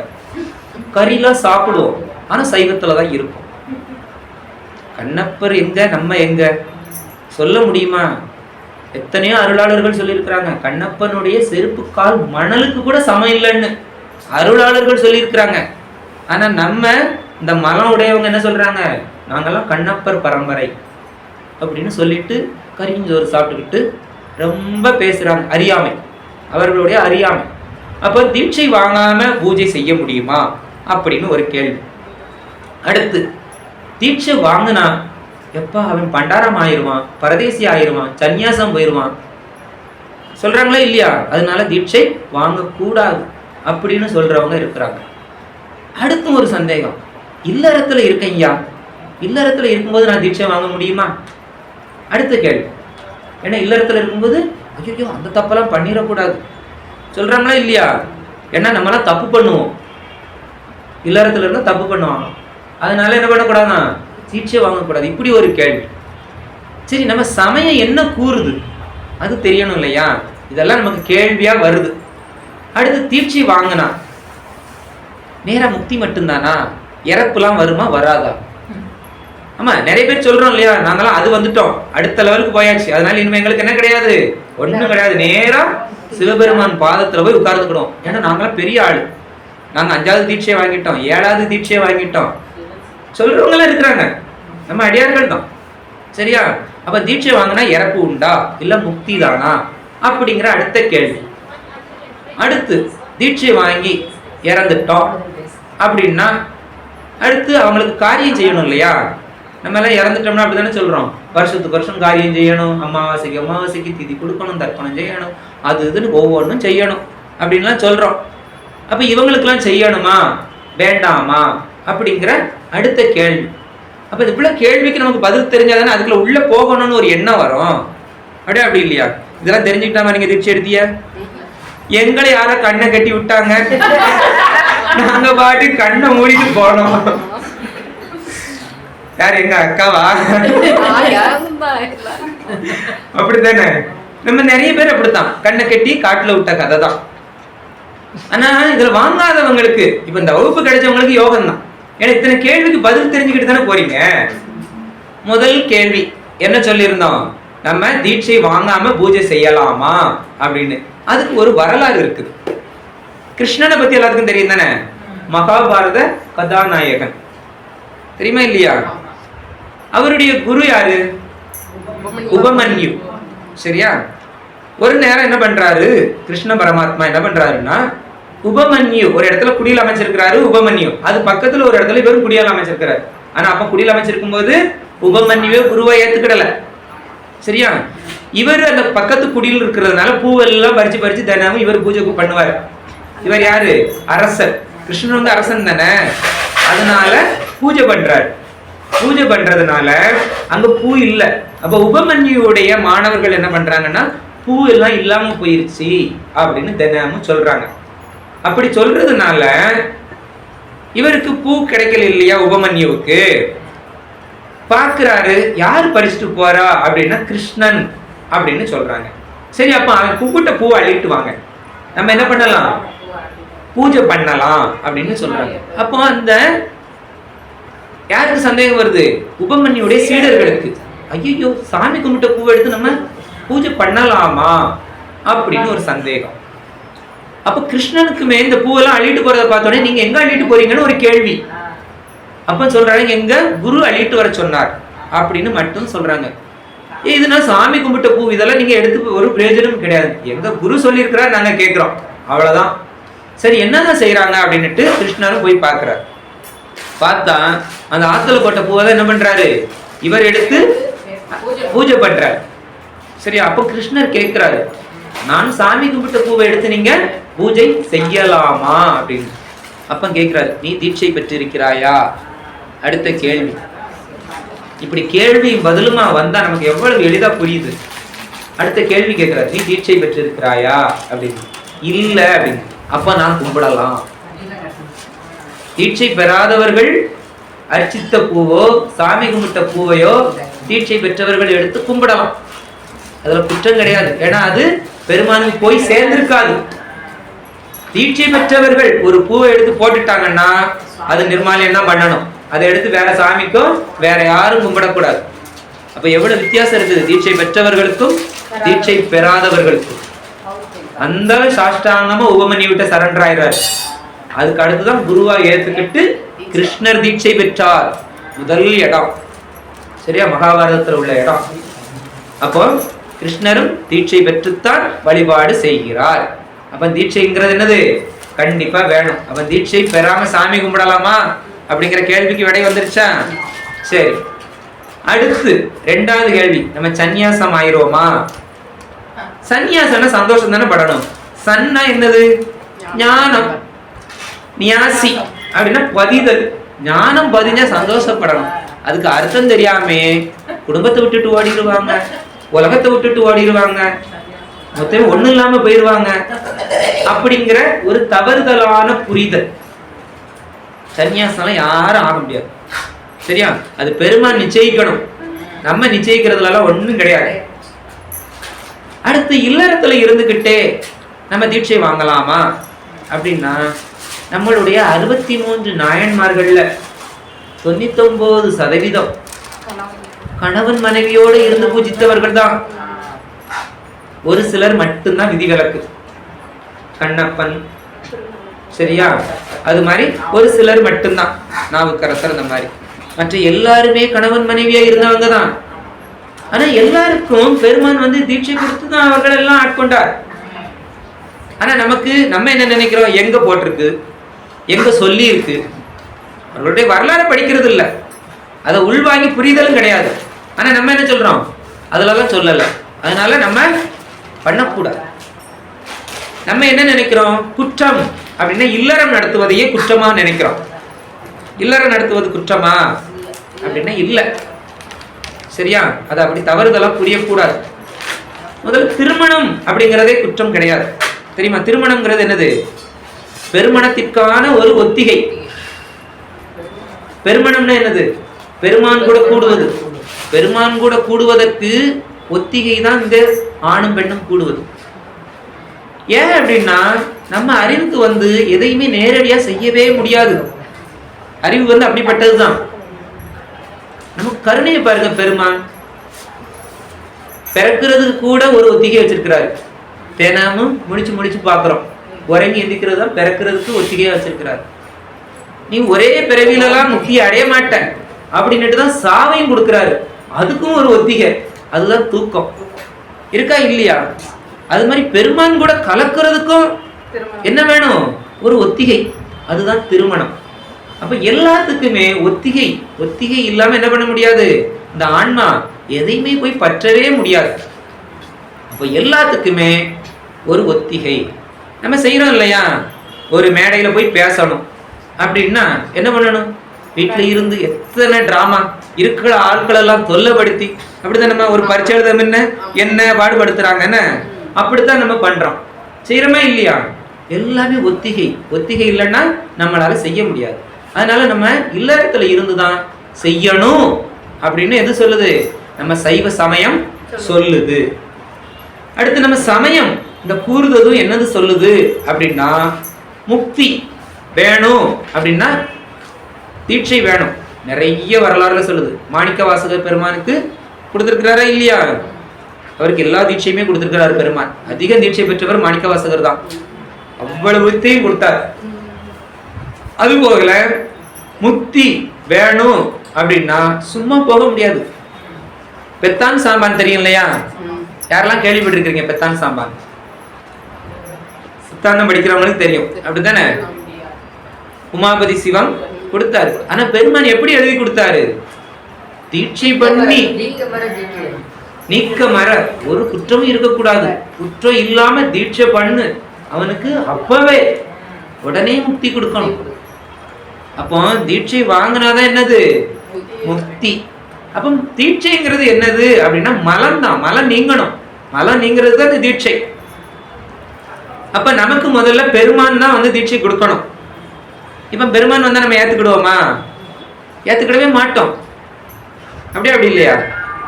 ஆமா, அதெல்லாம் நாங்க கனவுலாம் பெருமான் அப்படி பார்த்துருக்கிறோம் இப்படி பார்த்துருக்கிறோம்னு சொல்றவங்களாம் இருக்கிறோமா இல்லையா? மான்மழு தாங்கி வந்தார், எப்போ எவ்வளவு வேகமா வந்தார், அவ்வளவு ஜோதியா வந்தார், எல்லாம் சொல்றோம், அதெல்லாம் சொல்றோம் நம்ம. ஆனா நம்மளால அதெல்லாம் தாங்க முடியாது. இப்ப நம்ம ஒரு ட்ரெயின்ல போறோம், நம்ம பக்கத்துல ஒரு குழுவை வந்து உட்கார்ந்தா நம்ம என்ன பண்ணுவோம்? சேர்ந்து பேசுவோமா? கொஞ்சம் குழாவுவோமா? குழுவை பக்கத்துல பேசுவோமாம்மா?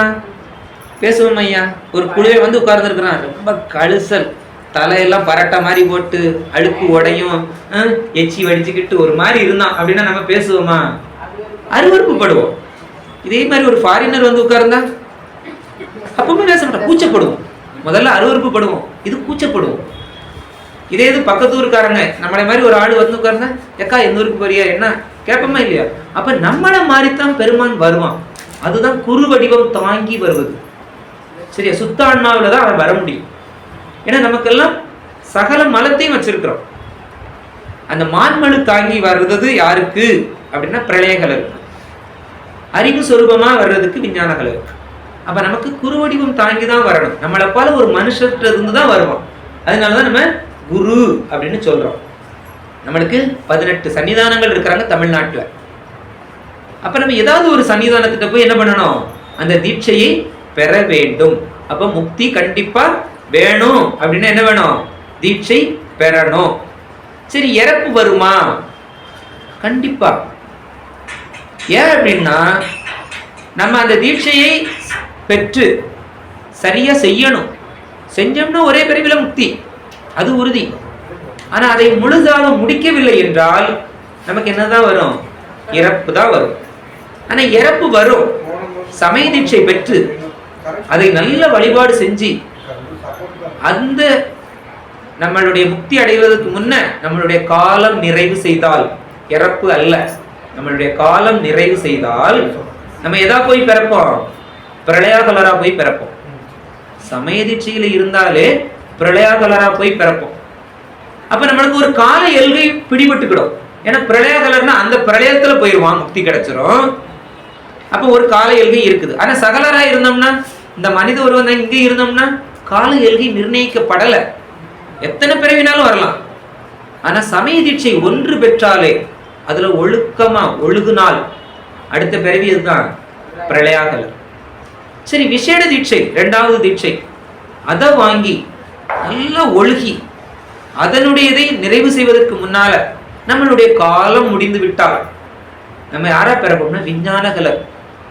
விஞ்ஞானகலரா பிறந்துட்டோம்னா இன்னும் அடுத்த ஸ்டெப்புக்கு போயிடுறோம். அந்த பிறவிலே முக்தி, அதுக்கு பிறவியே கிடையாது. அப்ப நம்ம பிறவிக்கு ஒரு எல்கையை வைக்கணும்னா எது வேணும்? இந்த தீட்சை வேணும். இந்த தீட்சை இருந்தா நம்ம பெற்று அதுபடி நின்னோம் அப்படின்னா நம்ம என்ன பண்ணலாம்? அட்லீஸ்ட் நம்ம பிறக்கிறதையாவது குறைச்சிக்கிட முடியும். எவ்வளவு பிறக்கிறோம்னு தெரியாது, ஆனா அதை கட்டுப்பாட்டுகளை கொண்டுட்டு வர்றது நம்ம கையில வந்துருது. வினை கையில இல்ல, வினை வழி அல்ல, அது அருள் கூட இருக்கிறதுனால நம்ம வழியில வந்துருது. ஏன்னா நம்ம இதை ஓத ஆரம்பிக்கும் போது அருள் தானே நமக்கு துணையா இருக்குது. அப்ப அருள் வழியில நிற்கும் போது நம்ம கட்டுப்பாட்டுக்குள்ள வந்துருது வினை. ஏன்னா பிறவி தானே வினைன்னு சொல்றோம், பிறக்கிறதெல்லாம் வினைனால தானே. அப்ப பிறவி கட்டுப்பாட்டுக்குள்ள வந்துருச்சுன்னா நமக்கு என்ன ஆகுது? வினை குறைந்து விடுது, கால எல்கையை நிர்ணயம் செய்ய முடியுது. சரி, இப்ப இந்த பிறவிலேயே 3வது தீட்சையாகிய ஞான தீட்சையை வாங்கிட்டோம், அதுல நல்லா செஞ்சோம்னா விஞ்ஞானங்களுக்கு மேல என்ன பிறவி இருக்கு? கிடையவே கிடையாது. இந்த பிறவிலே முக்தி. அப்ப இந்த பிறவிலே முக்தி அடையணும்னாலும் வழி இருக்கு. அடுத்து விஞ்ஞானகலர் ஆகி முக்தி அடையணும்னாலும் வழி இருக்கு. பிரளயாகலர் ஆகி அடுத்து போய் முக்தி அடையணும்னாலும் வழி இருக்கு. அப்ப நமக்கு எல்லாத்துக்கும் பெருமான் வழிவகை செய்திருக்கிறாரு.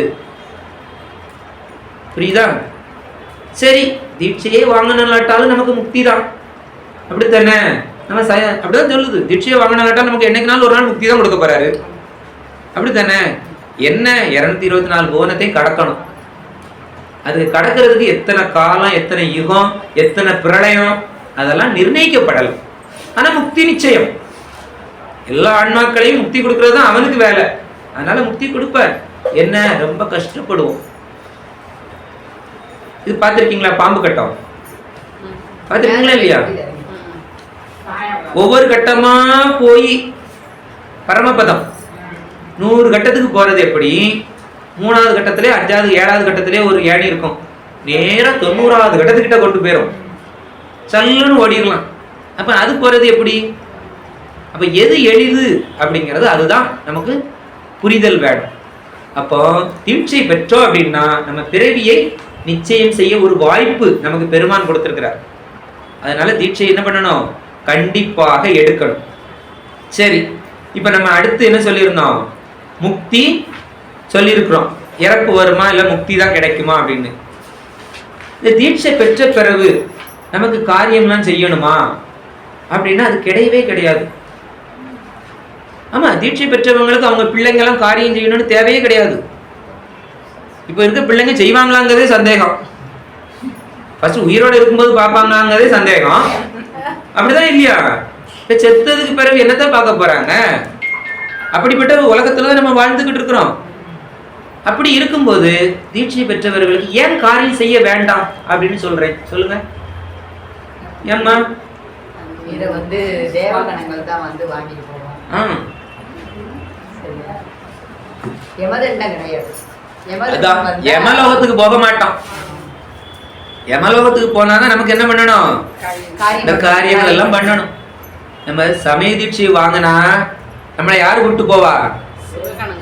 சிவகணங்கள்னு மொத்தையா சொல்லக்கூடாது. அதுலயும் போதும். அதுலயும் யாரு இருக்கிறா? ஆன்ம தத்துவத்துக்குடைய அதிபதி யாரு? ஸ்ரீகண்ட பரமேஸ்வரர், அதான் ஸ்ரீகண்ட ருத்ரர். சரியா? அவர் தான் நமக்கு தலைவர்.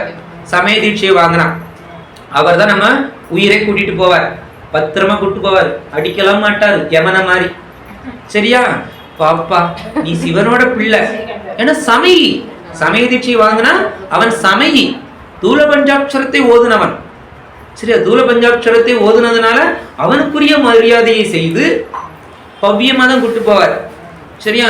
அவரு 24 தத்துவங்களுக்கு அதிபதி, படைத்தல் தொழிலை செய்யக்கூடியவர். இந்த சமய தீட்சை வாங்கினா நமக்கு நமச்சிவாய மந்திரமும் அது கூட நிறைய எழுத்துக்கள் சேர்த்தும் தருவாங்க, குறைச்சும் தருவாங்க. சரியா?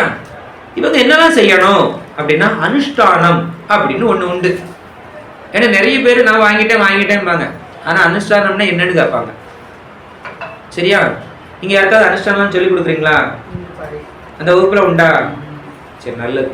நாங்களாம் தீட்சை எடுக்கிறதுக்கு முன்னே 1 வாரம் இல்லைன்னா 10 நாளைக்கே அனுஷ்டானத்தை கொடுக்க ஆரம்பிச்சிருவோம். பஞ்சபாத்திரம் வாங்குறோமோ இல்லையோ, ஒரு டம்ளரு, ஒரு கரண்டி, ஒரு தட்டு வச்சுக்கிட்டு இப்படி இப்படி செய்யணும்னு முதல்ல சொல்லி கொடுத்துருவோம். மூல மந்திரம் மட்டும் நம்ம சொல்ல மாட்டோம். அது அல்லாது அதுக்கு முன்ன அந்த மந்திரங்கள் எல்லாம் படிக்க வச்சிருவோம். கலா மந்திரம், பஞ்சபிரம்ம மந்திரம், ஷடங்க மந்திரம் எல்லாத்தையுமே படிக்க வச்சிருவோம். படிக்க வச்சுட்டு தான் அவங்கள தீட்சைக்கே நாங்கள் கூப்பிட்டு போவோம். எங்கள் ஊரில் அப்படிதான். எங்கள் ஊரில் நாங்கள் ஒரு 25 பேருக்கு மேலே இருக்கிறோம். ரொம்ப கிராமம் தான்மா, தெரியுங்களா? ஆமாம், அப்படிப்பட்ட ஒரு கிராமத்தில் அப்படி தான் செஞ்சுக்கிட்டு இருக்கிறோம். அப்போ முன்ன கட்டி அவங்களுக்கு அந்த தெளிவு வந்துடும். ஓ, நம்ம இப்படித்தான் செய்யணும் அப்படின்னு. அப்போ அந்த அனுஷ்டானம் அதை மட்டும் பண்ணணும். எப்போ பண்ணணும்னா சூரிய உதயத்துக்கு முன்ன. சூரியன் எத்தனை மணிக்கு உதிக்குது? நிறைய வீட்டில் 10 மணிக்கு அப்படித்தானே உதிக்குது. ஆமா, சரியா? சூரிய உதயத்துக்கு முன்ன செய்யணும். அப்போ 6 மணிக்கு முன்ன, 6 மணிலாம் சொல்லக்கூடாது, 5:45 முடிச்சிருது. ஏன்னா அதிக பகல் பொழுது இருக்கும்போது 5:45 வெளிச்சம் வந்துடும். அப்போ சூரிய உதயம் தான் சொல்லணும், 6 மணிலாம் சொல்லக்கூடாது. அப்போ சூரிய உதயத்துக்கு முன்னே அனுஷ்டானத்தை முடிக்கணும். அப்போ நம்ம அதை கால்குலேட் பண்ணணும். அனுஷ்டானம் செய்ய ஒரு 1/2 மணி நேரம். அப்போ அதுக்கு முன்னே நம்ம குளித்தல், நம்ம காலை கடன்களை முடிக்கிறதுக்கு ஒரு 1/2 மணி நேரம். அப்போ எத்தனை மணிக்கு நம்ம எந்திக்கணும் அப்படிங்கிறத நம்ம தான் கால்குலேட் பண்ணிக்கணும். நேரமே காணலை அப்படின்னு காரணம் சொல்லக்கூடாது. அதை நான் சொல்லிட்டல, காரணம் சொல்லிட்டோம் அப்படின்னா எம்பெருமான் கொடைவள்ளல், அதனால அள்ளி அள்ளி கொடுப்பாரு, எந்திக்கே விட மாட்டாரு. நீ தூங்குடா ராஜா, நீ நல்லா தூங்குடா, 9 மணிக்கு எந்திக்கலாம்டா, அப்படிதான் கொடுப்பாரு, அப்படிதான் பண்றாரு. சரியா? அதனால காரணம் சொல்லக்கூடாது. நம்மளுடைய குருநாதர் தெரியுமா யாரு? நம்ம ஐயா. எத்தனை மணிக்கு எந்திப்பாருன்னு தெரியுமா? தெரியாது, கிட்டத்தட்ட 2:30 3 மணிக்குள்ள எந்திரிச்சிருவாங்க ஐயா தினமும். அப்ப யோசித்து பார்த்து. சரியா? அப்படிதான் இருக்கணும். சரி, அதனால சமய தீட்சை வாங்கினா சமயி, அவங்க தூல பஞ்சாட்சரம் ஓதுறவங்க, அவர்களுக்கு தலைவர் ஸ்ரீகண்ட ருத்ரர். அவர் தான் நம்மளுடைய உயிரை நமக்கு இந்த காலத்துல முடிஞ்சா, இல்ல நம்ம அடுத்த தீட்சைக்கு போயிட்டோம்னா அவர் வரமாட்டாரு. அதை ஞாபகம் வச்சுக்கணும். சரியா? அதே நினைச்சுக்கிட்டு இருக்க கூடாது. அதனால அனுஷ்டானம் அப்படிங்கறத பண்ணணும். சரி, நம்ம உண்மை விளக்கம் படிச்சிருக்கோமா இல்லையா? அதுல சமய தீட்சைக்கு இருக்கா? சமய தீட்சை, விசேட தீட்சை, ஞான தீட்சை பத்தி எல்லாம் இருக்கா? அந்த நடனத்தை பத்தி சொல்றதெல்லாம் 32வது பாட்டு, 35வது பாட்டு, இந்த ரெண்டும் சமய தீட்சையை பத்தி தான் சொல்லுது. ஏன் அப்படின்னா, நம்ம கோயில்ல போய் சாமி கும்பிடணும்னாலே ஒவ்வொருத்தரும் ஒவ்வொரு மாதிரி கும்பிடணும். முதல்ல அது தெரியணும். எல்லாரும் போல சும்மா பழுக்கன்னு இப்படி போய் பார்த்துக்கிட்டு நிக்க கூடாது. சிவலிங்கத்தை பார்க்கிறோம் இல்லையா? சிவலிங்கத்தை சிவலிங்கமா முதல்ல பார்க்க கூடாது. சிவலிங்கத்துக்குள்ள நடராஜ பெருமான பார்க்கணும். ஆமா, சரியா? சிவலிங்கத்துக்குள்ள நடராஜ பெருமான தான் பார்க்கணும். அந்த நடராஜ பெருமானுக்குள்ள சமய தீட்சை வாங்கினவங்க பாதத்தை பார்க்கணும், கீழே இருந்து மேல் நோக்கி பார்க்கணும். சரியா? அதான் சமய தீட்சை வாங்கினவங்க வழிபடும் முறை. அடுத்து விசேட தீட்சை, இது 2வது தீட்சை. இந்த முதல் தீட்சை வாங்கி குறைந்தது 2 வருடம் ஆயிருக்கணும். நல்லா ஒழுகணும். அந்த 2 வருடம் அப்படி நின்று இது பண்ணணும்னா அடுத்த தீட்சைக்கு பெருமானே நமக்கு உத்வேகம் தருவார். நம்ம விசேட தீட்சை வாங்குவோம், நல்லா பெருமானை வச்சு வழிபடுவோம் அப்படிங்கிற ஒரு ஆர்வத்தை தருவார். அந்த ஆசையை தரும்போது ஆட்டோமேட்டிக்காக நம்ம என்ன பண்ணிடுவோம்? விசேட தீட்சைக்கு போயிடுவோம். விசேட தீட்சை வாங்கினவங்கள சிவபெருமானுடைய புத்திரன். சிவபெருமானுக்கு புத்திரன் எத்தனை பேரு? பிள்ளையார், முருகன், ஐயப்பன், வீரபுத்திரன். சொல்லுங்க. நீங்க கிடையாதா? இப்பதானே சொல்லிக்கிட்டு இருக்கோம். எத்தனை சொல்லக்கூடாது. விசேட தீட்சை வாங்கியாச்சுனாலே புத்திரன்னு சொல்லியாச்சு. பிறகு முருகன், பிள்ளையார்னு எண்ணுனா எண்ணிடுவீங்களா? விசேட தீட்சை வாங்கினவங்கள பிறகு என்ன? சமயி அவங்கதான் சைவ சமயத்துக்குள்ள இருக்கிறாங்கன்னு அர்த்தம். மற்றவங்க எல்லாம் சைவ சமயம்னு சொல்லவே கூடாது.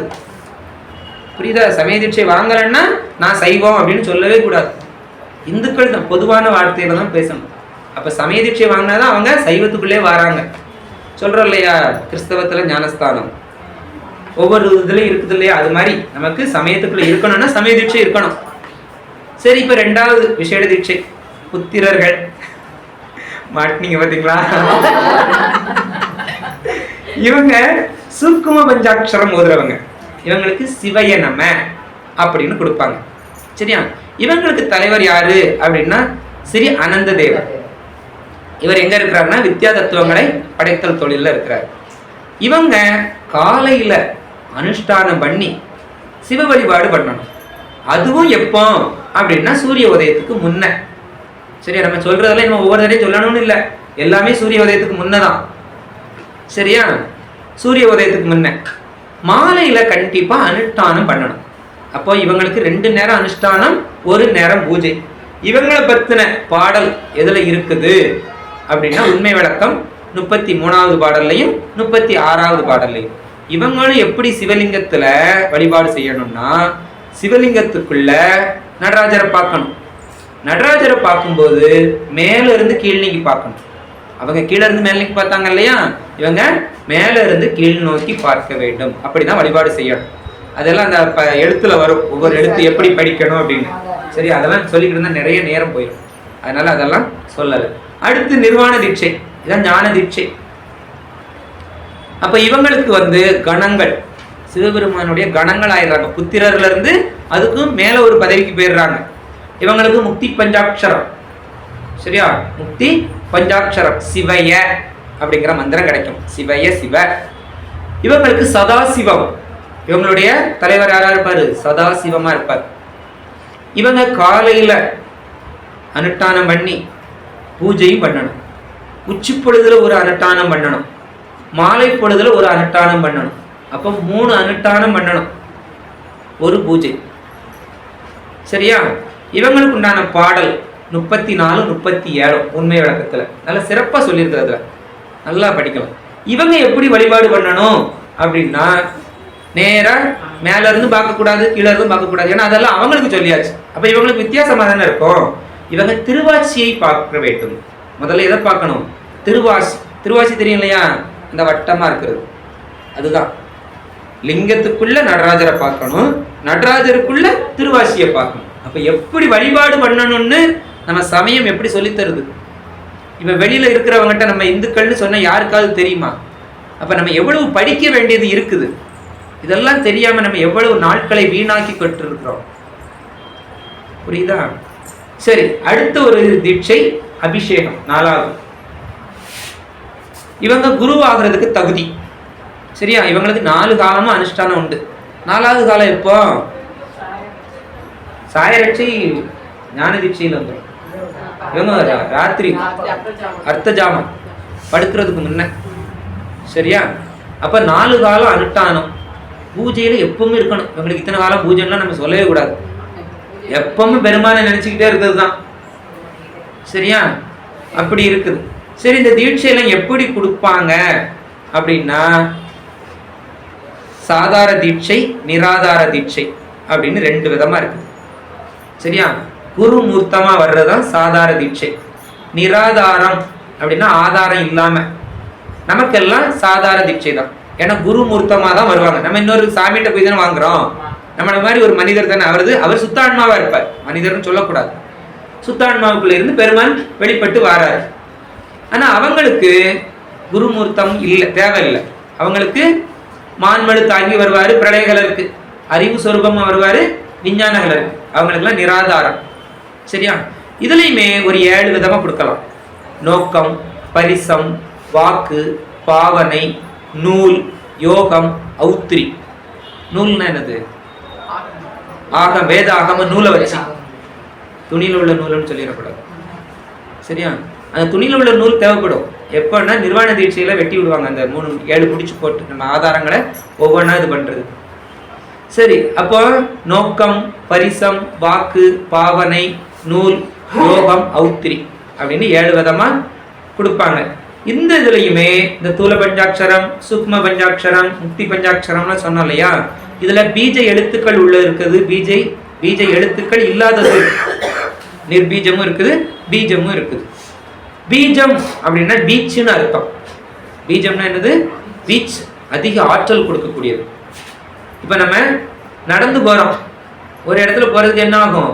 இந்த இருந்து அந்த பாலமுருகன் கோயிலுக்கு போறதுக்கு 4 நிமிஷம் இங்க இருந்து நடந்து போறோம். இல்ல அந்த இங்க இருந்தே சைக்கிள்ல போறோம். எத்தனை நிமிஷம் ஆகும்? 2 நிமிஷத்துல போயிடலாம். பைக்கில் போகலாம், ஒரே நிமிஷத்துல போயிடலாம். அப்போ வேகம் கூடுது. அப்படித்தானே? ஒரு கருவி இருக்கும்போது வேகம் கூடுது. அதே மாதிரி அந்த பீஜ எழுத்துக்கள் இருந்ததுன்னா நமக்கு ஆற்றல் அதிகமாகும். அப்ப சாதாரண எழுத்துக்களுக்கும் பீஜ எழுத்துக்களுக்கும் வித்தியாசம் உண்டு. சரியா? ஆற்றல் அதிகமாக இருக்கும். இதெல்லாம் எப்படி நமக்கு இந்த இதெல்லாம் ஓதணும் அப்படிங்கிறத உண்மை விளக்கம் 41, 43 அதுல சொல்லுது. சரியா? எப்படி ஓதணும், நின்று ஓது, சென்று ஓது அப்படிங்கிறதெல்லாம் விளக்கமா சொல்லக்கூடிய பாடல்கள். சரியா?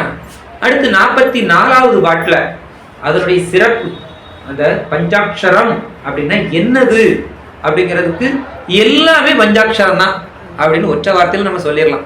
ஏன்னா ஆகமும் அதுதான், திருக்கோயிலும் அதுதான், மூர்த்தமும் அதுதான், வேதம் அதுதான். சரியா? எல்லாமே பஞ்சாட்சரம் தான் அப்படின்னு அந்த 44வது பாடல்ல சொல்லுது. சரி, இது மாணிக்க வாசகர் சொல்றாரு எப்படிலாம் அவர் வாங்கினாருன்னு. நானேயோ தவம் செய்தேன் சிவாய நம என பெற்றேன் அப்படின்னு சொல்றாரு. அப்ப அப்படித்தான் நமக்கு தீட்சை கொடுத்திருக்காருன்னு அவரே சொல்றாரு.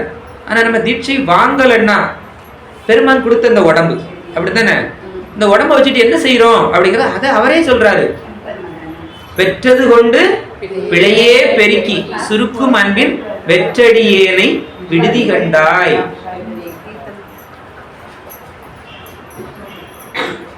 அப்படின்னு சொல்றாரு நீத்தல் விண்ணப்பத்துல. சரியா? நீத்தல் விண்ணப்பத்துல 23வது பாடல்ல சொல்றாரு. அப்போ இந்த உடம்ப வச்சுக்கிட்டு நம்ம என்னதான் செய்யறோம் அப்படின்னா, என்னதான் பண்றோம்? வினயத்தான் செஞ்சுக்கிட்டு இருக்கோம். சரியா? நம்ம பாவம்னு சொல்ல வேண்டாம், வினை. அதெல்லாம் வினயத்தான் செய்யறோம். பெற்றதை கொண்டு பிழை தானே செய்யறோம். இது பிழை, நம்ம செய்யறது எல்லாமே பிழை. சரி, பிழை செய்யாம இருக்கணும் அப்படின்னா என்ன செய்யணும் அப்படின்னா என்னது? தீட்சை வாங்கி தவம் செய்யணும். தவம் செஞ்சோம்னா அது என்ன ஆகும்? அறம் ஆகும், பிழை ஆகாது. சரியா? நம்ம தவம் செய்யலைன்னா அது மரம், பிழையாகத்தான் ஆகும் அப்படின்னு சொல்றாரு.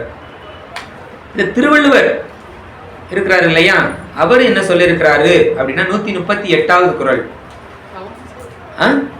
நன்றிக்கு வித்தாகும் நல்லொழுக்கம் தீயொழுக்கம் என்றும் இடும்பை தரும். நல்லொழுக்கம் அப்படின்னா நன்றிக்கு வித்தாகும்.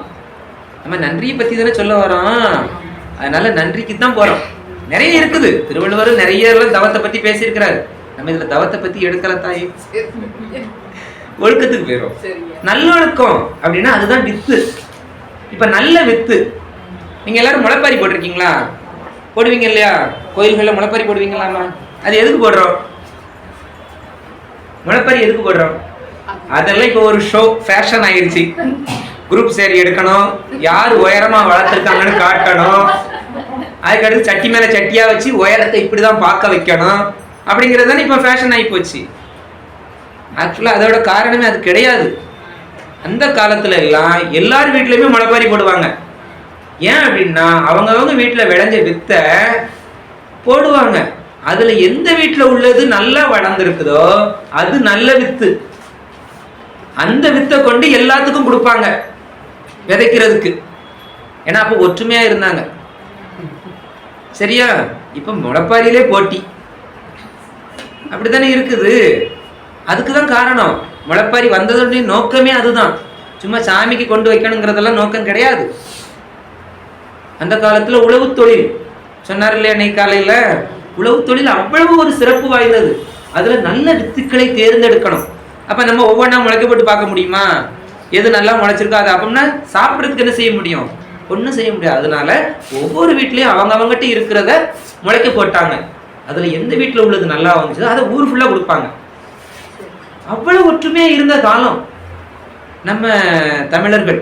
ஆனா இப்ப அப்படி இருக்கமாங்கிறது ரொம்ப கேள்விக்குறி. ஏன்னா யார் வீட்லயும் விவசாயம் இல்லை, ஆணினம் இல்லை, நம்ம சொல்றோம் ஆனா ஒண்ணுமே இல்லை.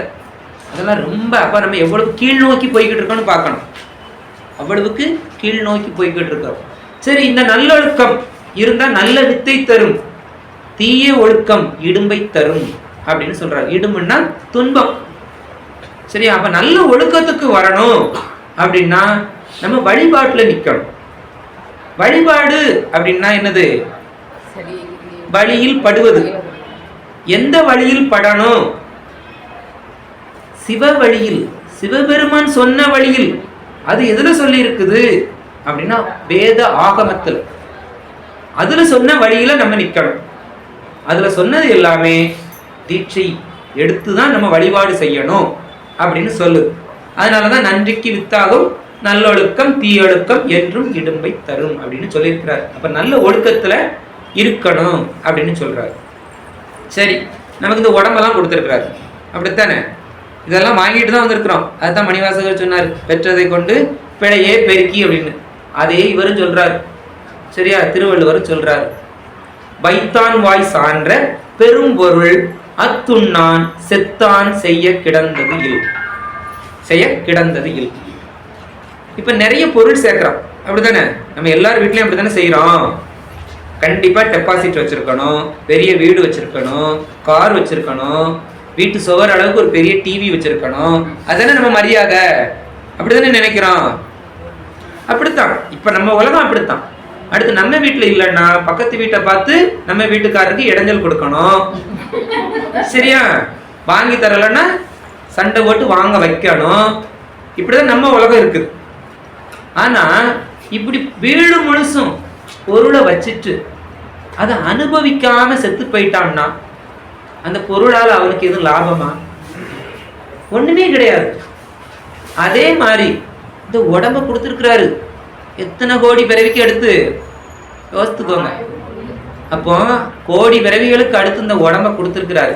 இதை வச்சு வழிபாடு பண்ணாம செத்து போயிட்டோம்னா இது கொடுத்து பிரயோஜனமா அப்படின்னா இல்லை. அப்போ இந்த உடம்ப என்ன பண்ணணும்? பயன்படுத்தணும். பயன்படுத்தலைன்னா கொடுத்தும் வீண். சரியா? ஏன்னா சடத்தை கொண்டு என்ன பண்ணணும்? அழியாத பொருளை செய்யணும். அதுதான் யாரு?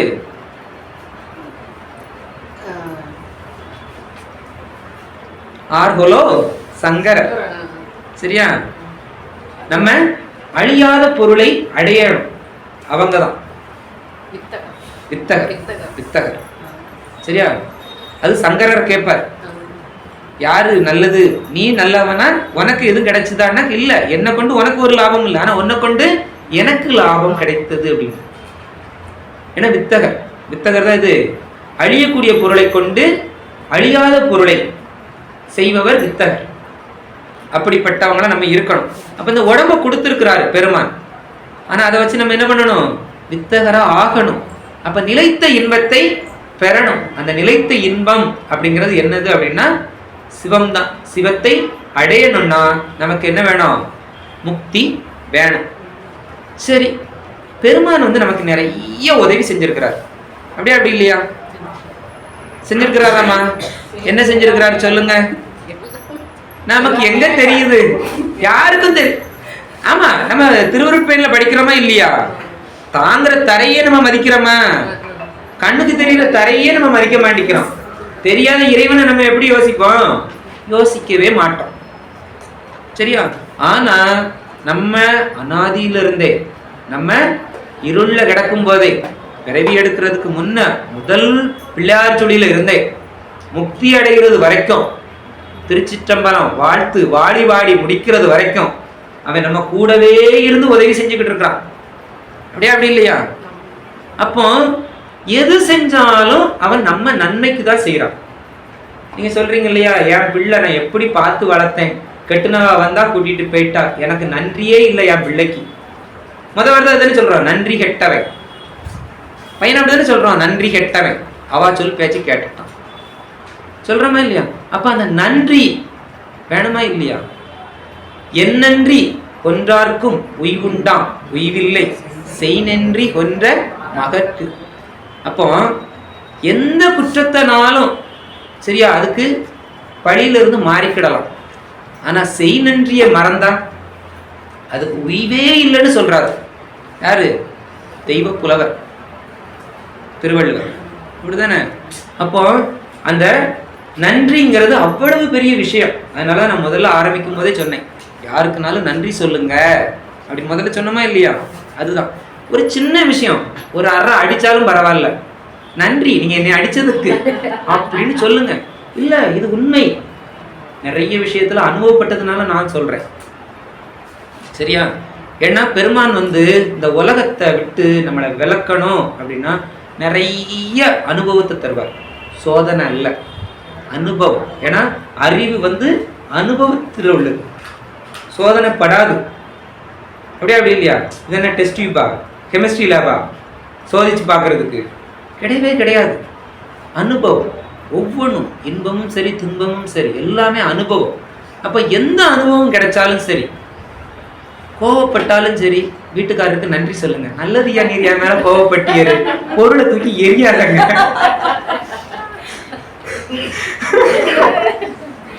சரியா? அதனால நன்றி சொல்லணும். இந்த நன்றி சொன்னோம்னா நமக்கு என்ன ஆகும்? உய்வு கிடைக்கும். அப்படி இல்லைன்னா உய்வு இல்லை. அதுக்குதான் சொல்ல வரோம். சிரிச்சுட்டு போறதுக்காக நம்ம பேசுறது அல்ல. பெருமானுக்கு எப்பவும் நன்றி சொல்லிக்கிட்டு இருக்கணும். அந்த நன்றி எப்படி சொல்றது? அவரை பார்க்கவே இல்லை, கண்ணுக்கே தெரிய மாட்டேங்கிறாரு, அவருக்கு எப்படி நன்றி சொல்ல முடியும்? அப்படிங்கிறது தான் நமக்கு வழிபாடு. அந்த வழிபாடு தான் நன்றி. அப்ப எவ்வளவுக்கு எவ்வளவு வேகமா சமய தீட்சை வாங்கி சிவ வழிபாட்டுல ஒழுகுறோமோ அதுதான் பெருமானுக்கு செய்யக்கூடிய பெரும் நன்றி கடன். அந்த நன்றி கடனை பத்தி தான் நம்ம பேசணும். தீட்சையை பத்திலாம் நம்ம பேசலாம். அப்படித்தானே? தீட்சையை பத்தியா பேசணும்? பெருமானுக்கு நன்றி சொல்லணும். அதுக்கு ஒரு உபகாரம் எது? கருவிதான் தீட்சை. ஆனா நம்ம மனசுல எப்பவுமே எப்படி இருக்கணும்? பெருமானுடைய கருணையை நினைந்து நினைந்து உருகிக்கிட்டே இருக்கணும். அப்படி உருகிறது தான் அது நன்றி கடன். அப்படி அல்ல அப்படின்னா நம்மளும் தலைக்க மாட்டோம், நம் குலமும் தலைக்காது. அதையும் தெரிஞ்சுக்கணும். ஏன்னா ஒரு வீட்டுல ஒருத்தங்க சமய தீட்சை எடுத்து வழிபட்டால் அவர்கள் குடும்பம் சுபிட்சமாக இருக்கும். அது சத்தியம். சரியா? அது மட்டுமல்ல, அவர்களுடைய முன்னேழு பின்னேழு தலைமுறைகளும் உய்யும். அடுத்து அவங்களுடையது மட்டும் இல்ல, கணவர் வழி எல்லாமே உண்டு.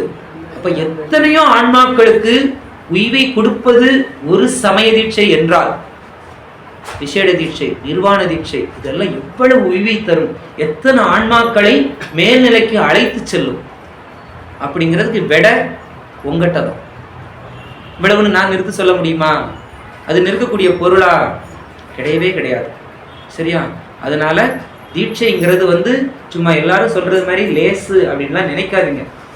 அது எல்லாத்துக்கும் கிடைக்கிறது கிடையாது. ஏன்னா கண்ணை கட்டி காட்டில் விட்டவங்கலாம் இருக்கிறோம். சரியா? நிறைய பேருக்கு தெரிஞ்சு போறீங்க.